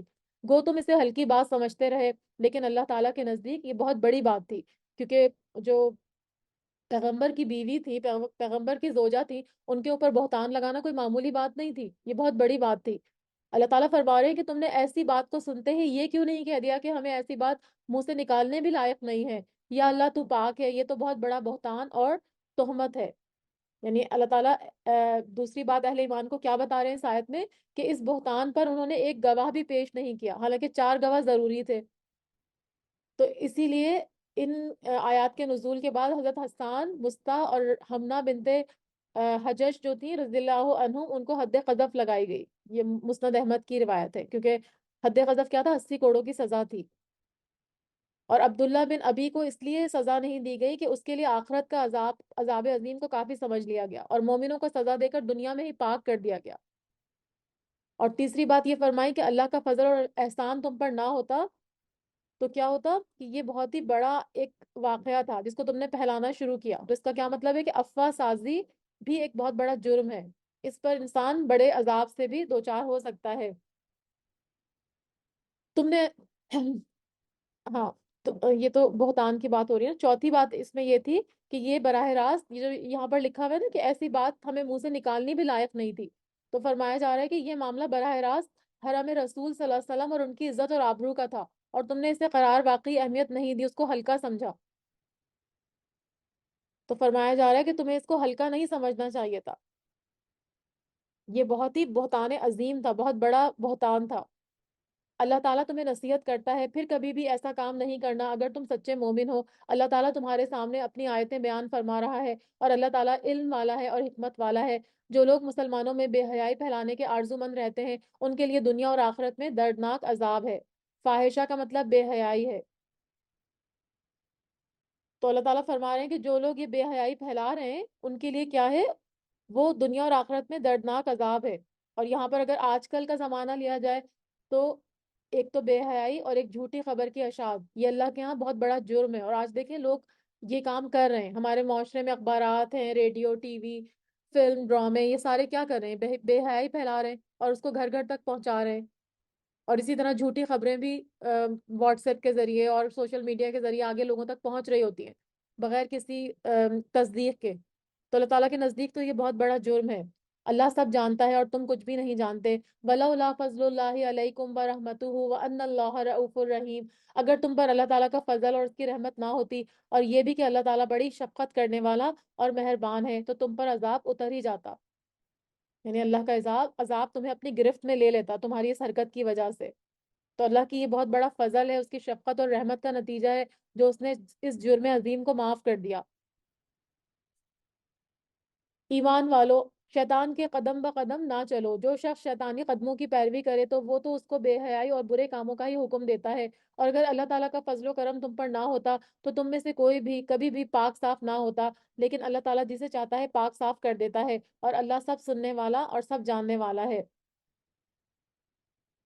تو اس سے کیا پتہ چلتا ہے اس آیت سے کہ جو لوگ اس مذکورہ واقعہ افک میں ملوث ہونے سے بچ گئے تھے تو یہ بھی اللہ کا فضل اور کرم ہے کہ ان پر نہیں ہوا، ورنہ وہ بھی ان کے ساتھ بہک جاتے دوسرے لوگوں کے ساتھ جس طرح اور مسلمان بہک گئے تھے. تو اسی لیے یہاں پر مسلمانوں کو کہا جا رہا ہے کہ شیطان کے داؤ اور فریب سے بچنے کے لیے ہر وقت اللہ سے مدد طلب کرتے رہو، اس کی طرف رجوع کرتے رہو. اور جو لوگ نفس کی کمزوری سے شیطان کے فریب کا شکار ہو گئے تھے ان کو ملامت نہ کرو بلکہ اپنی اصلاح کی کوشش کرو. تم میں سے جو بزرگی اور کشادگی والے ہیں انہیں اپنے قرابت داروں اور مسکینوں اور مہاجروں کو فی سبیل اللہ دینے سے قسم نہیں کھانی چاہیے بلکہ معاف کر دینا چاہیے اور درگزر کر دینا چاہیے. کیا تم نہیں چاہتے کہ اللہ تعالیٰ تمہارے قصور معاف کر دے؟ اللہ قصوروں کو معاف کرنے والا ہے. اس میں اس کے پس منظر میں اس آیت کے حضرت مستح کا ذکر آتا ہے کہ حضرت مستح جو تھے رضی اللہ تعالیٰ عنہ وہ اس واقعے میں ملوث ہو گئے تھے اور فقراء مہاجرین میں سے تھے اور رشتے میں حضرت ابو بکر کے خالہ زاد بھائی تھے. اسی لیے ابو بکر رضی اللہ تعالیٰ عنہ ان کے کفیل اور معاش کے ذمہ دار تھے. تو جب یہ بھی حضرت عائشہ کے خلاف مہم میں شریک ہو گئے تو ابو بکر رضی اللہ تعالیٰ عنہ کو بہت سخت صدمہ پہنچا اور یہ ایک فطری امر تھا. تو انہوں نے کیا کیا کہ غصے میں قسم کھا لی کہ آئندہ مستح کو کوئی فائدہ نہیں پہنچائیں گے. حضرت ابو بکر کو یہ قسم اگرچہ انسانی فطرت کے مطابق ہی تھی لیکن اللہ تعالیٰ کو پسند نہیں آئی اور یہ آیت نازل کی گئی جس میں بڑے پیار سے ان کو اس سے تنبیہ کی گئی کہ تم سے بھی تو غلطیاں ہوتی ہیں، تو تمہاری غلطیاں بھی تو اللہ تعالیٰ معاف کرتا ہے. تو کیا تم بھی دوسروں کے ساتھ معافی کا اور درگزر کا معاملہ نہیں کرو گے؟ کیا تم پسند نہیں کرتے کہ اللہ تعالیٰ تمہاری غلطیاں بھی معاف کر دے؟ تو یہ انداز بیان اتنا زیادہ اثر انگیز تھا کہ سنتے ہی حضرت ابوبکر رضی اللہ تعالیٰ عنہ بے اختیار پکار اٹھے، کیوں نہیں اے ہمارے رب، ہم ضرور یہ چاہتے ہیں کہ تو ہم کو معاف کر دے. اس کے بعد انہوں نے اپنے قسم کا کفارہ ادا کر کے حسب سابق مستح کی مالی امداد دوبارہ سے شروع کر دی. جو لوگ پاک دامن بھولی بھالی با ایمان عورتوں پر تہمت لگاتے ہیں وہ دنیا اور آخرت میں ملعون ہیں، یعنی لعنت زدہ ہیں، اور ان کے لیے بڑا بھاری عذاب ہے. جبکہ ان کے مقابلے میں ان کی زبانیں اور ان کے ہاتھ پاؤں ان کے اعمال کی گواہی دیں گے. یعنی ان کے منہوں کو مہر لگا دی جائے گی قیامت کے دن، اور ان کے اعضا جو ہوں گے وہ گواہی دیں گے ان کے خلاف. اس دن اللہ تعالیٰ پورا پورا بدلہ حق اور انصاف کے ساتھ دے گا، اور وہ جان لیں گے کہ اللہ تعالیٰ ہی حق ہے اور وہی ظاہر کرنے والا ہے. الخبیثات للخبیثین والخبیثون للخبیثات والطیبات للطیبین والطیبون للطیبات اولئک مبرؤون مما یقولون لہم مغفرۃ ورزق کریم. خبیث عورتیں خبیث مردوں کے لائق ہیں، اور خبیث مرد خبیث عورتوں کے ہی لائق ہیں، اور پاک عورتیں پاک مردوں کے لائق ہیں، اور پاک مرد پاک عورتوں کے لائق ہیں. ایسے پاک لوگوں کے متعلق جو کچھ بھی بکواس یا بہتان بازی کر رہے ہیں وہ ان سے بالکل بری ہیں. ان کے لیے بخشش ہے اور عزت والی روزی ہے. یعنی اس کا مفہوم کیا ہے کہ ناپاک باتیں ناپاک مردوں کے لیے اور ناپاک مرد ناپاک باتوں کے لیے ہی ہوتے ہیں. پاکیزہ باتیں پاکیزہ مردوں کے لیے اور پاکیزہ مرد پاکیزہ باتوں کے لیے ہوتے ہیں. مطلب اس کا کیا ہے کہ ناپاک باتیں وہی ہیں جو مرد اور عورتیں کرتے ہیں جو کہ ناپاک ہوتے ہیں. یعنی اس میں اشارہ آپ حضرت عائشہ رضی اللہ تعالیٰ عنہ پر جو ناپاکی کا الزام عائد کرنے والے لوگ تھے، اللہ تعالیٰ فرمانے کہ وہ سارے کے سارے ناپاک تھے. تو یہاں پر یہ فرمایا جا رہا ہے کہ جیسے لوگ ہوتے ہیں ان کو ایسے ہی لوگ ملنے چاہیے نا. اگر کوئی خراب شخص ہے تو اگر اس کو اچھی اور نیک عورت مل جائے گی تو ان کا آپس میں کوئی جوڑ نہیں بنے گا. نہ وہ عورت اس کے ساتھ خوش رہے گی، نہ وہ مرد اس کے ساتھ خوش رہے گا. تو اسی لیے محاورتاً یہ بات بیان کی جا رہی ہے. اور اس سے مراد جو یہاں پہ لکھا ہے نا کہ ان کے لیے بخشش اور عزت والی روزی ہے جو بہتان سے بری ہیں، تو فرمایا کہ یہاں پر اس سے مراد جنت کی روزی ہے جو اہل ایمان کو نصیب ہوگی. اب یہاں پر کچھ آداب سکھائے جا رہے ہیں مسلمانوں کو اگلی آیت میں، کہ جو ہے وہ لوگوں کے گھروں میں داخل ہو تو کیا کرنا ہے. یا ایھا الذین آمنوا لا تدخلوا بیوتا غیر بیوتکم حتی تستأنسوا وتسلموا علی اہلها ذالکم خیر لکم لعلکم تذکرون. اے ایمان والو، اپنے گھروں کے سوا اور گھروں میں نہ جاؤ، یعنی اور گھروں میں نہ جاؤ جب تک کہ اجازت نہ لے لو. یعنی کسی کے گھر جائیں تو اجازت لے کے داخل ہوں اور وہاں کے رہنے والوں کو سلام نہ کر لو، اور یہی تمہارے لیے سراسر بہتر ہے تاکہ تم نصیحت حاصل کرو. یعنی پہلے پچھلی آیتوں میں زنا اور قذف کی حدوں کا بیان ہوا، اب اللہ تعالیٰ گھروں میں داخل ہونے کے آداب بیان فرما رہا ہے. تو کیا ہوتا ہے کہ یہ زنا جو مطلب ایک دم سے تو نہیں کوئی زنا کر دیتا. اصل میں کیا ہوتا ہے کہ مرد و عورت کے درمیان اختلاط ہوتے ہیں جو عام طور پر زنا یا قذف کا سبب بنتے ہیں. تو اگر پہلے سے ہی احتیاط کی جائے، مردوں اور عورتوں کی مخلوط محفلیں نہ ہوں، تو پھر اس طرح کی چیزوں سے بچا جا سکتا ہے. تو یہاں پر گھر میں داخل ہونے کا ادب بتایا جا رہا ہے کہ سب سے پہلے اجازت طلب کریں اور پھر اس کے بعد سلام کرنے کا ذکر ہے. لیکن اور حدیث سے یہ پتہ چلتا ہے کہ آپ صلی اللہ علیہ وسلم پہلے سلام کرتے تھے اور پھر داخل ہونے کی اجازت طلب کرتے تھے. اسی طرح آپ صلی اللہ علیہ وسلم کا کیا معمول تھا کہ 3 مرتبہ آپ صلی اللہ علیہ وسلم اجازت طلب کرتے تھے. اگر جواب نہیں آتا تو آپ واپس لوٹ جاتے تھے. اور یہ بھی آپ کی عادت مبارکہ تھی کہ اجازت طلبی کے وقت آپ صلی اللہ علیہ وسلم دروازے کے دائیں یا بائیں جانب کھڑے ہوتے تھے تاکہ ایک دم سے سامنا نہ ہو، جس سے بے پردگی کا امکان رہتا ہے. کیونکہ سم ٹائم آپ کو پتہ نہیں ہوتا نا دروازے پہ کوئی مرد ہے یا نہیں ہے، اور اگر عورت گھر میں اکیلی ہے وہ ایک دم دروازہ کھولے تو ایک دم سے سامنا ہو جاتا ہے. تو بہتر ہے کہ جو دستک دینے کے لیے مرد کسی گھر میں جا رہا ہے تو وہ سائڈ میں کھڑے ہو کے کوئی چیز جو بھی مانگنی ہے جو بھی بات کرنی کرے. اسی طرح آپ صلی اللہ علیہ وسلم نے دروازے پر کھڑے ہو کر اندر جھانکنے سے بھی نہایت سختی کے ساتھ منع فرمایا. حتیٰ کہ اگر اس شخص نے جھانکنے والے کی آنکھ پھوڑ دی تو آپ صلی اللہ علیہ وسلم نے فرمایا کہ اس پر کوئی گناہ نہیں ہے. یہ بخاری کی حدیث ہے. آپ صلی اللہ علیہ وسلم نے اس بات کو بھی ناپسند فرمایا کہ جب اندر سے صاحب بیت پوچھے کون ہے تو اس کے جواب میں کہیں کہ میں ہوں. اس کا مطلب ہے کہ نام لے کر اپنا تعارف کروائے. یعنی آپ اپنا نام بتائیں کہ میں جو بھی آپ کا نام ہے وہ آپ اپنا نام بتائیں کہ میں ہوں. یہ نہیں کہیں کہ میں ہوں، اپنا نام ضرور بتائیے. یہ بھی صحیح بخاری کی حدیث ہے. تو یہاں پہ داخل ہونے کے آداب بتائے جا رہے ہیں. یہی تمہارے لیے سراسر بہتر ہے تاکہ تم نصیحت حاصل کرو، یعنی اس پر عمل کرو. یعنی اجازت طلبی اور سلام کرنے کے بعد گھر میں داخل ہونا اچانک داخل ہونے سے بہتر ہے. اور اگر تمہیں وہاں کوئی بھی نہ مل سکے تو پھر اجازت ملے بغیر اندر نہ جاؤ، اور اگر تم سے لوٹ جانے کو کہا جائے تو تم لوٹ ہی جاؤ. یہی بات تمہارے لیے پاکیزہ ہے. جو تم کر رہے ہو اللہ تعالیٰ خوب جانتا ہے. یعنی اگر کوئی مصروف ہے یا گھر میں عورت اکیلی ہے اور وہ آپ کو کہتی ہے کہ آپ ابھی گھر میں نہ آئیں تو اس پہ برا ماننے کی ضرورت نہیں ہے. آپ کو وہاں سے لوٹ جانا چاہیے. ہاں، غیر آباد گھروں میں جہاں تمہارا کوئی فائدہ یا اسباب ہو، جانے میں تم پر کوئی گناہ نہیں ہے. یعنی یا تو ایسا ہوتا ہے نا کہ بیٹھک وغیرہ مہمانوں کی الگ سے ہوتی ہے، بالکل گھر سے سیپریٹ ہوتی ہے، یا ان کے کمرے ہوتے ہیں سیپریٹ ہوتے ہیں، یا پھر کوئی ہوٹلز وغیرہ ہوتے ہیں جس میں ہم ٹھہرتے ہیں، تو وہاں پر کوئی اجازت لے کے جانے کی ضرورت نہیں ہے۔ ہاں سلام ہمیشہ، جب بھی دروازہ کھول کے اندر جائیں تو سلام ضرور پیش کر دیا کریں، السلام علیکم زور سے کہہ دیا کریں۔ تم جو کچھ بھی کرتے ہو اور جو کچھ چھپاتے ہو اللہ تعالیٰ سب کچھ جانتا ہے۔ مسلمان مردوں سے کہو کہ اپنی نگاہیں نیچی رکھیں۔ تو جب کسی کے گھر میں داخل ہونے کے لیے اجازت کو ضروری قرار دیا تو ساتھ ہی غض بصر یعنی آنکھوں کو پست رکھنے کا حکم بھی دیا گیا، تاکہ اجازت طلب کرنے والا بھی بالخصوص اپنی نگاہوں پر کنٹرول کرے۔ تو یہاں پہ سب سے پہلے مردوں کو حکم دیا کہ قل للمؤمنین یغضوا من ابصارہم ویحفظوا فروجہم ذالک ازکی لہم ان اللہ خبیر بما یصنعون، اور اپنی شرمگاہوں کی حفاظت کرو،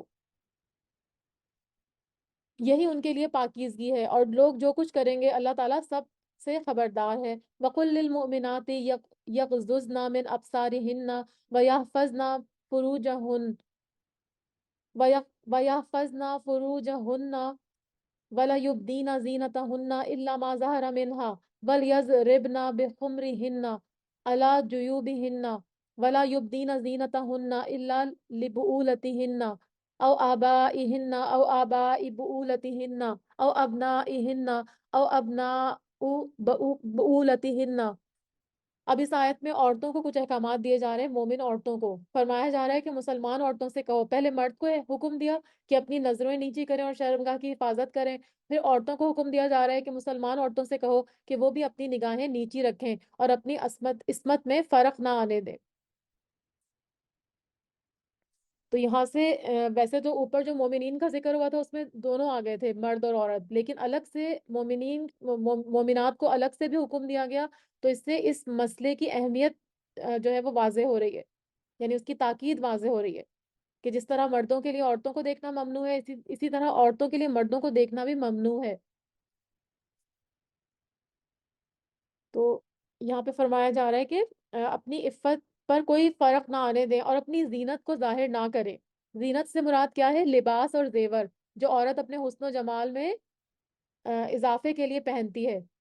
تو یہ پہننا ہمارے جو محرم ہیں ان کے لیے تو جائز ہے، اپنے خاوندوں کے لیے تو ہم یہ زینت اختیار کر سکتے ہیں، لیکن لباس اور زیور کا اظہار غیر مردوں کے سامنے ممنوع ہے، سوائے اس کے جو ظاہر ہو جائے، یعنی زینت اور حصہ جسم جس کا چھپانا اور پردہ کرنا ممکن نہ ہو، جیسے کسی کو کوئی چیز آپ پکڑا رہے ہیں تو آپ کے ہاتھ نظر آ جاتے ہیں، یا آنکھوں کا ظاہر ہو جانا، یا کوئی انگوٹھی وغیرہ پہنی، مہندی لگی ہوئی، آنکھوں میں سرما لگا ہوا ہے، تو ویسے تو لباس اور زینت کو چھپانے کے لیے برقع یا چادر اوپر سے لی جاتی ہے، لیکن یہ ہے کہ جو چیزیں خود سے نظر آ جاتی ہیں تو اس کا کوئی گناہ نہیں ہوگا۔ اور اپنے گریبانوں پر اپنی اوڑھنیاں ڈالے رکھیں، یعنی اپنے سر، گردن اور سینے پر دوپٹے کو پھیلا کر اوڑھیں، تاکہ ان کو بے پردہ کرنے کی اجازت نہیں ہے، تاکہ ان کا پردہ ہو جائے۔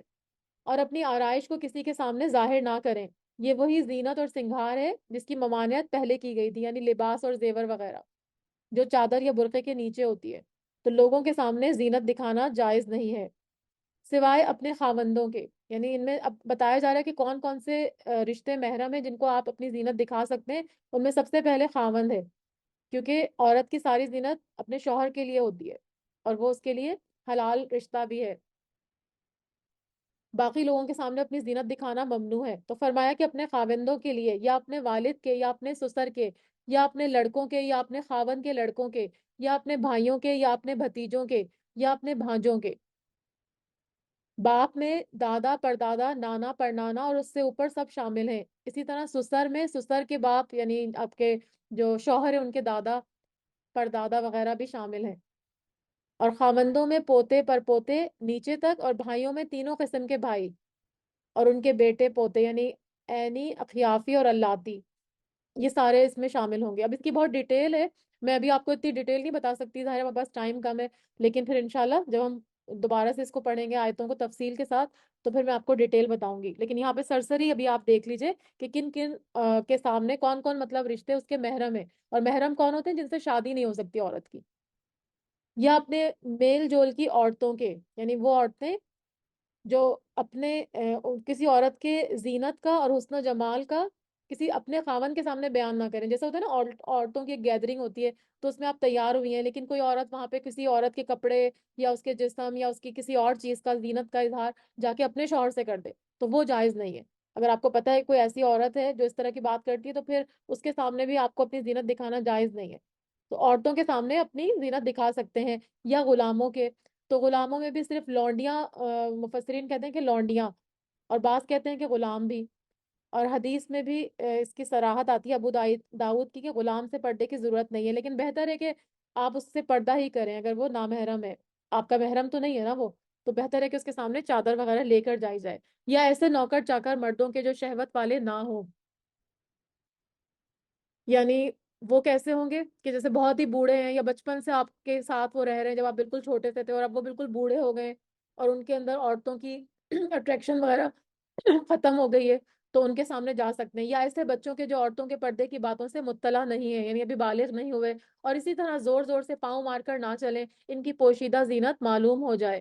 جیسے ہم لوگ وہ کہتے ہیں نا ہیل وغیرہ کی چپل پہنتے ہیں یا وہ جو اینکلیٹ وغیرہ پیروں میں پازیب پہنتے ہیں، تو اس سے کیا ہوتا ہے کہ لوگ اس سے بھی آپ کی طرف متوجہ ہوتے ہیں، تو وہ بھی منع ہے. حدیث میں آتا ہے کہ خوشبو لگانا بھی منع ہے. حدیث میں آتا ہے کہ عورت کے لیے خوشبو لگا کر گھر سے باہر جانا جائز نہیں ہے. جو عورت ایسا کرتی ہے وہ بدکار ہے. یعنی خوشبو اتنی ہو کہ آپ کو آ رہی ہو، دوسرے مردوں کو نہ آئے، کیونکہ خوشبو سے بھی اٹریکشن ہوتی ہے. اے مسلمانوں، تم سب کے سب اللہ کی جناب میں توبہ کرو تاکہ تم نجات پا جاؤ. یعنی پردے کے احکام دینے کے بعد توبہ کا حکم دیا جا رہا ہے، کیونکہ زمانہ جاہلیت میں عورتیں پردہ وغیرہ نہیں کرتی تھیں. تو یہاں پر ان کو کہا جا رہا ہے کہ وہ باتیں ساری اسلام سے پہلے کی تھیں. اگر تم سچے دل سے توبہ کر لو اور اب دوبارہ سے پردے کا اہتمام کرو تو فلاح و کامیابی اور دنیا اور آخرت کی سعادت تمہارا مقدر ہوگی. تم میں سے جو مرد عورت بے نکاح کے ہوں ان کا نکاح کر دیا کرو. تو یہاں پہ نکاح کی اہمیت کو واضح کیا جا رہا ہے کہ کوئی بھی عورت اور مرد کو بے نکاح بغیر ضرورت نہیں رہنا چاہیے. اور اپنے نیک بخت غلام اور لونڈیوں کا بھی، اگر وہ مفلس بھی ہوں گے تو اللہ تعالیٰ ان کو اپنے فضل سے غنی بنا دے گا. یعنی صرف غربت اور تنگدستی آپ کے نکاح میں مانے نہیں ہونی چاہیے، رکاوٹ نہیں ہونی چاہیے، کیونکہ اللہ تعالیٰ فرما رہے ہو سکتا ہے نکاح کے بعد اللہ ان کی تنگدستی کو اپنے فضل سے وسیع کر دے. حدیث میں آتا ہے آپ صلی اللہ علیہ وسلم نے فرمایا 3 شخص ہیں جن کی اللہ ضرور مدد کرتا ہے. پہلا نکاح کرنے والا جو پاک دامنی کی نیت سے نکاح کرتا ہے، دوسرا مکاتب غلام جو ادائیگی کی نیت رکھتا ہے، اور تیسرا اللہ کی راہ میں جہاد کرنے والا. تو اللہ تعالیٰ ایسے لوگوں کی ضرور مدد کرتے ہیں. اللہ تعالیٰ کشادگی والا اور علم والا ہے، اور ان لوگوں کو پاک دامن رہنا چاہیے جو اپنا نکاح کرنے کا مقدور نہیں رکھتے. یعنی جب تک کہ نکاح کی استطاعت نہ آ جائے تو پھر ایسے لوگوں کو کہا جا رہا ہے کہ تم اپنے آپ کو پاک دامن رکھو. اور آپ صلی اللہ علیہ وسلم نے ایسے لوگوں کو جو ابھی نکاح کی طاقت نہیں رکھتے یا مہر وغیرہ عورت کو دینے کی طاقت نہیں رکھتے تو پھر ان کو کیا کرنا ہے کہ روزے رکھنے کا حکم دیا، یہاں تک کہ اللہ تعالیٰ انہیں اپنے فضل سے مالدار بنا دے. تمہارے غلاموں میں سے جو کوئی کچھ تمہیں دے کر آزادی کی تحریر کرانی چاہے تو تم ایسی تحریر انہیں کرا دیا کرو اگر تم کو ان میں کوئی بھلائی نظر آتی ہو. مکاتب اس غلام کو کہتے ہیں جو اپنے مالک سے معاہدہ کر لیتا ہے کہ اگر میں اتنی رقم جمع کر کے آپ کو ادا کر دوں گا تو آپ مجھے آزاد کر دیں گے.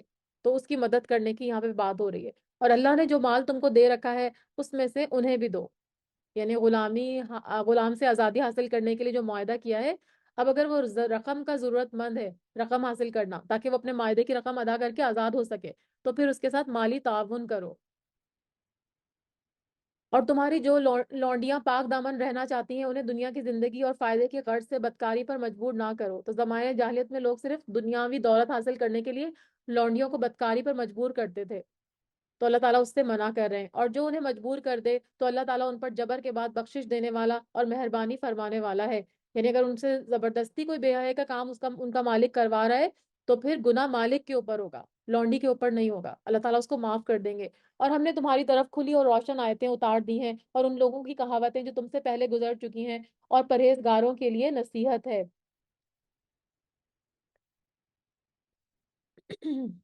اللہ نور السماوات والارض مثل نوره کمشکات فیہا مصباح المصباح فی زجاجہ الزجاجۃ کأنہا کوکب دری دری یوقد من شجرۃ مبارکۃ زیتونۃ لا شرقیۃ ولا غربیۃ یکاد زیت زکات زیتها युज़ीउ वलौ लम तमससहु नार नूरुन अला नूर यहदिल्लाहु लिनूरिही मन यशा व यज़रिबल्लाहुल अमसाल लिन्नास वल्लाहु बिकुल्लि शैइन अलीम।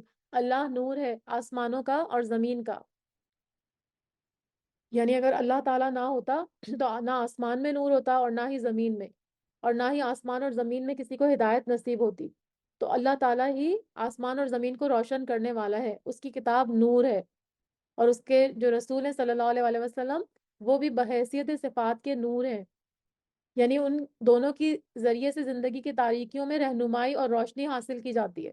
जिस तरह से हम एक चिराग या बल्ब से रोशनी हासिल करते हैं ना, तो उस तरह हम कुरान करीम से भी रोशनी हासिल करते हैं।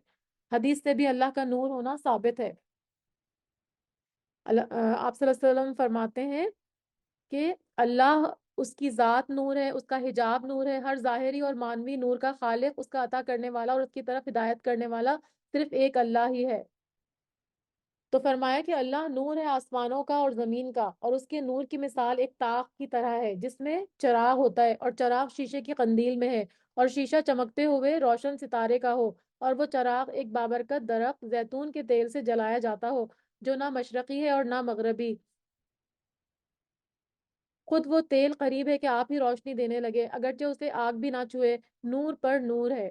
यानी अब यहाँ पर अल्लाह के नूर की मिसाल भी मजीद दी जा रही है। इतनी खूबसूरत ये आयत है, आयत नूर, कि फरमाया जा रहा है कि जिस तरह एक ताक है, ताक क्या होता है, ऊपर की तरफ एक, पहले जमाने में ना रोशनी, ताकि ज़ाहिर है कोई बल्ब वगैरह इस तरह तो नहीं होते थे, तो एक छोटा सा एक गैप सा होता था दीवार के अंदर, उसको ताक कहते थे। उसके अंदर कोई चिराग रखते थे तो रोशनी फिर पूरे कमरे में फैलती थी।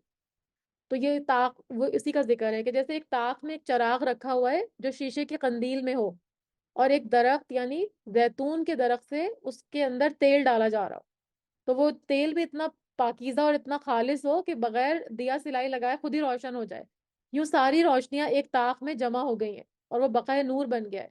तो यहाँ पर मिसाल क्या दी जा रही है कि अल्लाह के जो नाजिल करदा दलाइल और बुरहान है, उनकी हैसियत क्या है कि वो वाज़े भी हैं और एक से बढ़कर एक भी हैं, यानी नूरुन अला नूर। और ये जो जैतून के दरख्त की बात हुई जिसका तेल यहाँ पे यूज हुआ है, वो दरख्त ऐसे खुले मैदान में है कि ऐसे खुले मैदान और सहरा में है कि इस पर धूप सिर्फ सूरज के ढलने के वक्त, चढ़ने के वक्त या गुरूब के वक्त नहीं पड़ती, बल्कि सारा दिन वो धूप में रहता है। और ऐसे दरख्त का फल बहुत उम्दा होता है। और इससे मुराद जैतून का दरख्त है, जिसका फल सालन के तौर पर भी इस्तेमाल होता है और चिराग में तेल के तौर पर भी।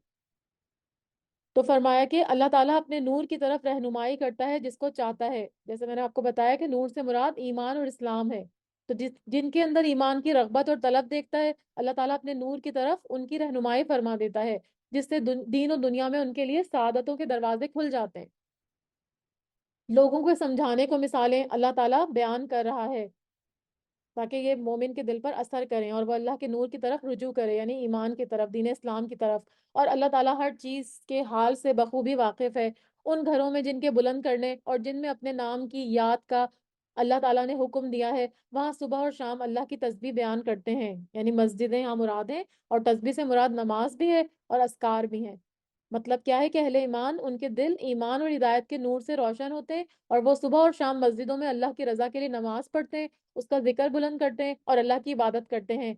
ऐसे लोग जिन्हें तिजारत और खरीदो फरोख्त अल्लाह के जिक्र से और नमाज के कायम करने और ज़कात अदा करने से गाफिल नहीं करती, वो उस दिन से डरते हैं जिस दिन बहुत से दिल और बहुत सी आंखें उलट पुलट कर दी जाएंगी, यानी शिद्दत गम की वजह से और हौलनाकी की वजह से। इस इरादे से कि अल्लाह उन्हें उनके अमाल का बेहतरीन बदला दे, बल्कि अपने फजल से और कुछ ज्यादती अता फरमाए, और अल्लाह जिसे चाहता है बेशुमार रोजियां अता फरमाता है। तो क़यामत वाले दिन अहले ईमान को उनकी नेकियों का बदला कई कई गुना सूरत में दिया जाएगा, और बहुत सौ को बेहिसाब जन्नत में दाखिल कर दिया जाएगा, और वहां की रिस्क की फरावानी और जो लज्जत होगी उसका हम अंदाजा भी नहीं कर सकते। और काफिरों के अमाल मिसाल उस चमकती हुई रेत के हैं जो एक चटियल मैदान में हो, जिसे प्यासा शख्स दूर से पानी समझता है, लेकिन जब उसके पास पहुंचता है तो उसे कुछ भी नहीं पाता। हाँ, अल्लाह को अपने पास पाता है जो उसका हिसाब पूरा पूरा चुका देता है। तो यहाँ अमाल से मुराद वो अमाल हैं जो काफिर और मुशरिक नेकियां समझकर करते हैं, जैसे सदका खैरात के काम करते हैं, सिलाई रहमी करते हैं, बैतुल्लाह की तामीर, हाजियों की खिदमत वगैरह। तो सराब उस चमकती हुई रेत को कहते हैं जो दूर से सूरज की शुआओं की वजह से पानी नजर आती है। जैसे आप लोग कहीं लॉन्ग ड्राइव पे जाते हैं ना, तो आपको दूर एक सड़क के ऊपर पानी पड़ा हुआ नजर आता है, تو اصل میں وہ سراب ہوتا ہے. تو وہ ریت جو ہے وہ آپ کو ایسا لگتا ہے کہ چلتا ہوا پانی ہے. تو اللہ تعالیٰ کافروں کے عمل کی مثال اس سراب سے دے رہے ہیں جو کہ دور سے پانی نظر آتا ہے لیکن حقیقتاً وہ ریت ہوتی ہے. تو کافروں کے پاس کیونکہ ایمان نہیں ہوگا نا، تو اس لیے اللہ کے ہاں ان کے اعمال بے وزن ہوں گے اور ان کو کوئی صلہ نہیں ملے گا. وہ دنیا میں جو بھی نیکی کے کام کریں گے لیکن ایمان نہ ہونے کی وجہ سے وہ سارے کے سارے راکھ کا ڈھیر کی طرح ہوں گے یا سراب کی طرح ہوں گے. دوسری مثال دی جا رہی ہے اس کی انہی کے کاموں کی کہ یا مثال ان اندھیروں کے ہے جو نہایت گہرے سمندر کی تہ میں ہو، جسے اوپر تلے کی موجوں نے ڈھانپ رکھا ہو، پھر اوپر سے بادل چھائے ہوئے ہوں. الغرض اندھیریاں ہی اندھیریاں ہیں جو اوپر تلے پے در پہ مطلب ایک کے اوپر ایک اندھیرے ہی اندھیرے ہیں نا. اگر وہ سمندر کا اندھیرا ہے، پھر موجوں کا اندھیرا ہے، پھر اوپر سے بادل بھی چھائے ہوئے ہیں، تو ساری کی ساری اندھیریاں ہیں جو پے در پہ ہیں. جب اپنا ہاتھ نکالے تو قریب ہے کہ اس کو دیکھ بھی نہ سکے. یعنی دوسری مثال دی جا رہی کافروں کے اعمال کی کہ وہ اندھیروں کی طرح ہیں. پہلے ان کو سراب سے تشبیہ دی گئی، اب اندھیروں سے. تو یہ سے اندھیرے سے مراد ان کا کفر بھی ہے. کفر کیا ہوتا ہے کہ کفر میں وہ ساری زندگی گھرا رہتا ہے، اور کفر و ضلالت کی اندھیروں میں وہ کبھی بھی اس کو روشنی کی کرن نظر نہیں آ سکتی، اور وہ اسی وجہ سے ہدایت کی طرف آ نہیں سکتا. جس طرح اندھیرے میں ایک انسان کو اپنا ہاتھ نہیں سجائی دیتا، ہاتھ نہیں دکھائی دیتا، ایسے کفر کی تاریکیوں میں اس کو ایمان کی روشنی نظر نہیں آتی کافر کو. تو فرمایا کہ وَمَن لَّمْ يَجْعَلِ اللَّهُ لَهُ نُورًا فَمَا لَهُ مِن نور. اور یہ بات ہے کہ جسے اللہ نور ہی نہ دے اس کے پاس کوئی روشنی نہیں ہوتی. یعنی اس کو دنیا میں ایمان اور اسلام کی روشنی نصیب نہیں ہوتی اور آخرت میں بھی وہ نور سے محروم رہے گا. اللہ تعالیٰ فرما رہے ہیں کیا آپ نے دیکھا نہیں کہ آسمانوں اور زمین کی کل مخلوق اور پر پھیلائے اڑنے والے سارے پرندے اللہ کی تسبیح میں مشغول ہیں اور ہر ایک کی نماز اور تسبیح اس کو معلوم ہے. صافات کا مطلب ہوتا ہے اپنے پر پھیلائے ہوئے صف بنائے ہوئے. تو یہ سارے پرندوں کا یہاں پر ذکر کیا جا رہا ہے کہ پرندے جو ہیں وہ تمام حیوانات میں ایک نہایت ممتاز مخلوق ہیں کیونکہ وہ فضا میں اڑتے ہوئے اللہ کی تسبیح بیان کرتے ہیں. تو اللہ تعالیٰ فرما رہے ہیں کہ یہ سب اپنی تسبیح بیان کر رہے ہیں، اور وہ کس طرح سے تسبیح بیان کرتے ہیں اس کا علم صرف اللہ تعالیٰ کو ہے. تو یہ اللہ کی بڑی قدرت کی نشانی ہے کہ اللہ تعالیٰ نے جو بھی کائنات میں چیزیں بنائی ہیں وہ ساری کی ساری اللہ کی تسبیح بیان کر رہے ہیں اور اللہ کو معلوم ہے. وَلِلَّهِ مُلْكُ السَّمَاوَاتِ وَالْأَرْضِ وَإِلَى اللَّهِ الْمَصِيرُ. اور زمین اور آسمان کی بادشاہت اللہ ہی کی ہے اور اللہ تعالیٰ ہی کی طرف لوٹنا ہے. یعنی سب کو لوٹ کر اللہ ہی کے پاس حاضر ہونا ہے. کیا آپ نے دیکھا نہیں اللہ تعالیٰ بادلوں کو چلاتا ہے، پھر ان کو ملاتا ہے، پھر ان کو تہ بتہ کر دیتا ہے، پھر آپ دیکھتے ہیں کہ ان کے درمیان سے بارش برستی ہے. وہی آسمان کی جانب سے اولوں کے پہاڑ میں سے اولے برساتا ہے، پھر جنہیں چاہے ان کے پاس برسائے اور جن سے چاہے ان کو ہٹا دے. بادل ہی سے نکلنے والی بجلی کی چمک ایسی ہوتی ہے گویا اب آنکھوں کی روشنی لے کر چلی جائے گی. اب یہاں پر اللہ تعالیٰ بارش کیسے برستی ہے اس کا پورا پروسیجر بتایا جا رہا ہے کہ بادلوں کو چلاتے ہیں، پھر ان کو ملاتے ہیں، پھر ایک کے اوپر ایک وہ جمع ہوتے ہیں، پھر اس کے بعد ان میں سے بارش برستی ہے اور پھر کچھ بادلوں میں سے اولے بھی برستے ہیں. تو یہ بھی اللہ ہی کے حکم سے ہوتا ہے، اور جہاں پہ اللہ تعالیٰ ان کو برسانا چاہتا ہے وہاں پہ برساتا ہے، اور جہاں پہ نہیں برسانا چاہتا تو اس رحمت سے ان کو دور رکھتا ہے.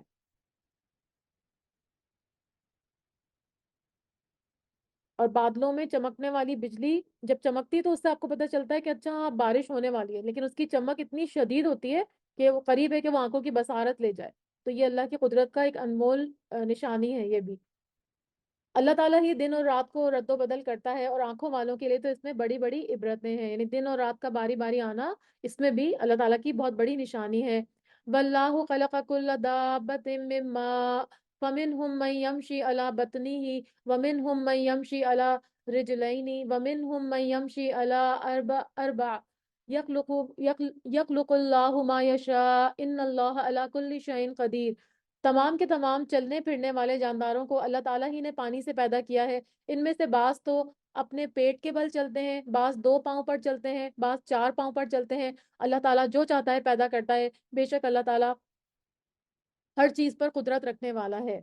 تو یہاں پر مختلف اقسام کے حیوانات کے بارے میں بات ہو رہی ہے، جیسے سانپ، مچھلی اور دیگر حشرات جو ہوتے ہیں زمین کے، وہ پیٹ کے بل چلتے ہیں، اور انسان اور پرندے دو پاؤں پہ چلتے ہیں. چوپائے اور حیوانات چار پاؤں پہ چلتے ہیں. تو یہاں پر 4 سے زیادہ بھی پاؤں رکھنے والے جانور ہیں، جو چاہے اللہ تعالیٰ پیدا کرتا ہے۔ بلا شک و شبہ ہم نے روشن اور واضح آیتیں اتار دی ہیں، اللہ جسے چاہے اسے سیدھی راہ دکھا دیتا ہے۔ یعنی اتنی ساری آیتیں مبینات دکھانے کا مقصد کیا ہے کہ انسان ان سے عبرت لے، ان سے سبق سیکھے اور اپنے آپ کو اللہ کی طرف رجوع کر لے، اللہ سے توبہ کرے۔ تو اللہ تعالیٰ سیدھی راہ دکھانے کے لیے واضح آیتیں اتار دیتا ہے، لیکن لوگ کیا ہوتا ہے سرسری اس کے اوپر سے گزر جاتے ہیں۔ ابھی ہم نے کتنی ڈیٹیل پڑھی، کتنی باتیں ہم کو پتہ چلی، اگر ہم صرف عربی پڑھتے تو شاید ہم کو اس کی باتیں یہ سمجھ میں نہیں آتی۔ تو یہ اللہ کی بہت بڑی مہربانی کہ اس نے ہمیں یہ کتاب دی اور دین اسلام دیا، اور کہتے ہیں کہ ہم اللہ تعالیٰ اور اس کے رسول صلی اللہ علیہ وسلم پر ایمان لائے اور فرما بردار ہوئے، پھر ان میں سے ایک فرقہ اس کے بعد بھی پھر جاتا ہے، یہ ایمان والے ہیں ہی نہیں۔ یہ منافقین کے بارے میں بات ہو رہی ہے کہ اوپر سے تو کہتے تھے ہم ایمان لائے، لیکن اصل میں ان کے دل ایمان سے خالی ہوتے ہیں۔ جب یہ اس بات کی طرف بلائے جاتے ہیں کہ اللہ اور اس کا رسول صلی اللہ علیہ وسلم ان کے جھگڑے چکا دے، تو بھی ان کی ایک جماعت منہ موڑنے والی بن جاتی ہے۔ ہاں، اگر انہی کو حق پہنچتا ہو تو متی و فرما بردار ہو کر اس کی طرف چلے آتے ہیں۔ کیا ان کے دلوں میں بیماری ہے؟ اللہ تعالیٰ فرما رہے ہیں افی قلوبہم مرض، کیا ان کے دلوں میں ایک بیماری ہے؟ کس کی؟ نفاق کی۔ امر تابو، یا وہ شک میں پڑے ہوئے ہیں، ام یخافونا، یا وہ ڈرتے ہیں، این یہی فاللہ، کہ اللہ تعالیٰ اور اس کا رسول ان کی حق تلفی نہ کریں، علیہم ورسولہ، کہ اللہ تعالیٰ اور ان کے رسول ان کی حق تلفی نہ کریں، بل اولئک هم الظالمون، بات یہ ہے کہ یہ لوگ خود ہی بڑے ظالم ہیں۔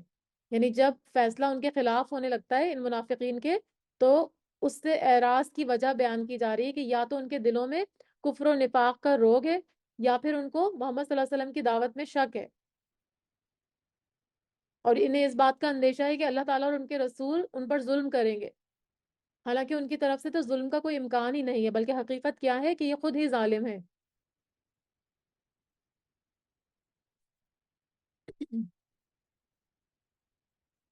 ایمان والوں کا قول تو یہ ہے کہ جب انہیں اس لیے بلایا جاتا ہے کہ اللہ اور اس کا رسول ان میں فیصلہ کر دے، تو وہ کہتے ہیں کہ ہم نے سنا اور مان لیا، یہی لوگ کامیاب ہونے والے ہیں۔ یعنی ایمان والوں کا حال کیا ہے اہل کفر کے مقابلے میں، کہ وہ فوراً سمعنا و اطعنا کہتے ہیں کہ ہم نے سنا اور تسلیم کر لیا۔ وَمَن يُطِعِ اللَّهَ وَرَسُولَهُ وَيَخْشَ اللَّهَ وَيَتَّقْهِ فَأُولَٰئِكَ هُمُ الْفَائِزُونَ، جو بھی اللہ تعالیٰ کی اور اس کے رسول صلی اللہ علیہ وسلم کی فرمانبرداری کریں گے، خوف الہی رکھیں گے، اس کے عذابوں سے ڈرتے رہیں گے، یہی لوگ نجات پانے والے ہیں۔ بڑی پختگی کے ساتھ اللہ تعالیٰ کی قسمیں کھا کھا کر کہتے ہیں کہ آپ کا حکم ہوتے ہی نکل کھڑے ہوں گے، کہہ دیجئے بس قسمیں نہ کھاؤ، تمہاری اطاعت کی حقیقت معلوم ہے۔ کیونکہ یہ جھوٹی قسمیں کھاتے تھے نا، اور منافقین کی نشانی بھی ہے کہ جب بات بات پر قسم کھاتا ہے اور جھوٹی قسم کھاتا ہے۔ جو کچھ تم کر رہے ہو اللہ تعالیٰ اس سے باخبر ہے، کہہ دیجئے کہ اللہ تعالیٰ کا حکم مانو، رسول صلی اللہ علیہ وسلم کی اطاعت کرو۔ پھر بھی اگر تم نے روگردانی کی تو رسول کے ذمے تو صرف وہی ہے جو اس پر لازم کر دیا گیا ہے، یعنی دعوت تبلیغ، اور تم پر اس کی جواب دہی ہے جو تم پر کیا گیا ہے، یعنی اس کی دعوت کو قبول کرنا، اللہ اور اس کے رسول صلی اللہ علیہ وسلم پر ایمان لانا اور ان کی اطاعت کرنا۔ ہدایت تو تمہیں اسی وقت ملے گی جب رسول کی ماتحتی کرو گے، یعنی جیسا وہ تمہیں کہہ رہے ہیں، جو پیغام دے رہے ہیں اس کو مانو گے، تبھی تم کو ہدایت ملے گی، ان کی بات پر اگر چلو گے۔ سنو، رسول صلی اللہ علیہ وسلم کے ذمے تو صرف صاف صاف پہنچا دینا ہے، یعنی کوئی ان کی دعوت کو مانے یا نہ مانے اس کا حساب ان کو نہیں دینا، بس ان کا کام صرف پیغام کو پہنچانا ہے۔ وعد اللہ الذین آمنوا منکم وعملوا الصالحات لیستخلفنہم فی الارض کما استخلف الذین من قبلہم، تم میں سے ان لوگوں سے جو ایمان لائے ہیں اور نیک اعمال کیے ہیں، اللہ تعالیٰ وعدہ فرما چکا ہے کہ انہیں ضرور زمین میں خلیفہ بنائے گا، جیسے کہ ان لوگوں کو خلیفہ بنایا تھا جو ان سے پہلے تھے، اور یقیناً ان کے لیے ان کے اس دین کو مضبوطی کے ساتھ محکم کر کے جما دے گا جسے ان کے لیے وہ پسند فرما چکا ہے، اور ان کے اس خوف و خطر کو وہ امن و امان سے تبدیل کر دے گا۔ وہ میری عبادت کریں گے اور میرے ساتھ کسی کو بھی شریک نہیں ٹھہرائیں گے، اور اس کے بعد جو لوگ ناشکری اور کفر کا راستہ اختیار کریں گے یقیناً وہ فاسق ہیں، یعنی اللہ کی اطاعت کے دائرے سے جو نکل جائیں گے اور کفر میں چلے جائیں گے وہ اللہ کے نزدیک فاسق ہیں۔ وَأَقِيمُوا الصَّلَاةَ وَآتُوا الزَّكَاةَ وَأَطِيعُوا الرَّسُولَ وَلَعَلَّكُمْ تُرْحَمُونَ، نماز کی پابندی کرو، زکوٰۃ ادا کرو، اور اللہ تعالیٰ کے رسول صلی اللہ علیہ وسلم کی فرمانبرداری میں لگے رہو تاکہ تم پر رحم کیا جائے۔ یہ مسلمانوں کو تاکید کی جا رہی ہے، اللہ کی رحمت اور مدد حاصل کرنے کا طریقہ بتایا جا رہا ہے جس پر چل کر صحابہ کو رحمت اور مدد حاصل ہوتی تھی۔ یہ خیال آپ کبھی بھی نہ کرنا کہ منکر لوگ زمین میں ادھر ادھر بھاگ کر ہمیں ہرا دینے والے ہیں۔ ان کا اصلی ٹھکانہ تو جہنم ہے، جو یقیناً بہت برا ٹھکانہ ہے۔ ایمان والو، تم سے تمہاری ملکیت کے غلاموں کو اور انہیں بھی جو تم میں بلوغت کو نہ پہنچے ہوں، اپنے آنے کی 3 وقتوں میں اجازت حاصل کرنی ضروری ہے۔ اب یہاں پر ایمان والوں کو کچھ اور نصیحتیں کی جا رہی ہیں، ان کو جو روزمرہ کے اوقات میں کس طرح سے ان کو آداب سکھائے جا رہے ہیں، معاشرتی آداب سکھائے جا رہے ہیں۔ تو فرمایا جا رہا ہے کہ جو تمہارے وہ ہیں، بچے ہیں، اور جو تمہارے غلام ہیں، تو ان کو کیا کرنا ہے، 3 وقت تم سے اندر کمرے میں آنے کی اجازت لینی ہے۔ نماز فجر سے پہلے اور ظہر کے وقت جبکہ تم اپنے کپڑے اتار رکھتے ہو، اور عشاء کی نماز کے بعد، یہ تینوں وقت تمہاری خلوت اور پردے کے ہیں۔ تو غلاموں سے مراد یہاں پر باندیاں اور غلام ہیں، جو 3 اوقات میں یہ اجازت لے کر آئیں گے، ٹھیک ہے، جو جیسا کہ بتایا۔ اور عورات، عورا کی جمع ہے، یعنی پردے کے جو ہوتے ہیں نا، تو یہ ان 3 اوقات پر ان کو اجازت لے کر آنا ہے۔ ان وقتوں کے ماں سوا نہ تو تم پر کوئی گناہ ہے اور نہ ہی ان پر، یعنی اس کے علاوہ اگر خدمت گزار بغیر اجازت آ جاتے ہیں گھر کے اندر یا کمرے میں تو کوئی گناہ نہیں ہے۔ تم سب آپس میں ایک دوسرے کے پاس بکثرت آنے جانے والے ہو۔ اس میں حدیث بھی آتی ہے ابو داؤد کی، اچھا اس میں تو خیر بلی کے بارے میں بتایا۔ اللہ اسی طرح کھول کھول کر اپنے تمام احکام تمہیں واضح فرما رہا ہے۔ اللہ تعالیٰ پورے علم والا اور کامل حکمت والا ہے۔ اور تمہارے بچے بھی جب بلوغت کو پہنچ جائیں تو جس طرح ان کے اگلے لوگ اجازت مانگتے ہیں، انہیں بھی اجازت مانگ کر آنا چاہیے۔ یعنی جب بچے بڑے ہو جاتے ہیں تو پھر ان کو بھی اجازت لے کر ہی اندر آنا چاہیے، ایک دم سے دروازہ کھول کے گھر کھول کے اندر نہیں آ جانا چاہیے۔ اللہ تعالیٰ تم سے اسی طرح اپنی آیتیں بیان کرتا ہے۔ اللہ تعالیٰ ہی علم اور حکمت والا ہے، اس کو معلوم ہے کہ اس میں کیا حکمت ہے اس طرح سے اجازت لے کے آنے میں۔ بڑی بوڑھی عورتیں جنہیں نکاح کی امید اور خواہش ہی نہ رہی ہو، وہ اگر اپنے کپڑے اتار رکھیں تو ان پر کوئی گناہ نہیں ہے، بشرطیکہ کہ وہ اپنا بناؤ سنگھار ظاہر کرنے والی نہ ہو۔ کپڑے اتارنے سے مطلب یہ ہے کہ پردہ، مطلب پردہ ان کا کم ہو سکتا ہے، پردے میں ان کی تخفیف کر دی گئی ہے، لیکن یہ نہ ہو کہ وہ اپنا زینت اور بناؤ سنگھار کا اظہار کریں،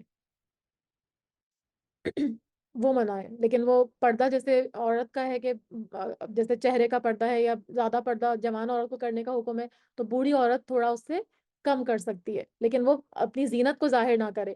تاہم اگر ان سے بھی احتیاط رکھیں تو ان کے لیے بہت افضل ہے، یعنی بوڑھی عورتیں بھی اگر پردے میں کمی نہ کریں اور بدستور وہ پردہ کرتی رہیں تو ان کے لیے زیادہ اچھا ہے، افضل ہے۔ اور اللہ تعالیٰ سنتا اور جانتا ہے۔ اندھے پر، لنگڑے پر، بیمار پر اور خود تم پر مطلقاً کوئی حرج نہیں کہ تم اپنے گھروں سے کھاؤ، یا اپنے باپ کے گھر سے، یا اپنی ماں کے گھر سے، یا اپنی بھائیوں کے گھر سے، یا اپنی بہنوں کے گھر سے، یا اپنے چچاؤں کے گھر سے۔ تو جیسے جہاد وغیرہ میں صحابہ جاتے تھے نا پہلے زمانے میں، تو وہ کیا کرتے تھے، جو کمزور لوگ ہوتے تھے ان کو اپنے گھروں کی چابیاں دیتے تھے، اور ان کو گھروں کی چیزیں کھانے پینے کی اجازت بھی دیتے تھے، لیکن غیر موجودگی میں ان کے مالکوں کی ان کی اجازت کے باوجود وہ کھانا پینا ناجائز سمجھتے تھے۔ تو اللہ تعالیٰ فرما رہے ہیں کہ ایسا کرنے میں کوئی حرج نہیں ہے، ان کے گھروں سے کھانا کھا سکتے ہیں، یا اپنی پھپھیوں کے گھروں سے، یا اپنے ماموں کے گھروں سے، یا اپنی خالاؤں کے گھروں سے، یا ان گھروں سے جن کی کنجیوں کے تم مالک ہو، اور اپنے دوستوں کے گھروں سے۔ تم پر اس میں کوئی بھی گناہ نہیں ہے، تم سب ساتھ مل کر بیٹھ کے کھاؤ یا الگ الگ کھاؤ، یعنی ساتھ کھانے میں برکت تو ہوتی ہے، لیکن آپ الگ الگ بھی کھانا چاہیں تو کھا سکتے ہیں، ضروری نہیں کہ سارے لوگ اکٹھے بیٹھ کر ہی کھائیں، مطلب اس کو لازم نہیں کرنا چاہیے، ہاں اکٹھے بیٹھ کے کھانے میں برکت ہوتی ہے۔ بس جب تم گھروں میں جانے لگو تو اپنے گھر والوں کو سلام کر لیا کرو، تو گھر میں داخل ہو کر سب سے پہلے آپ کو سلام کرنا ہے۔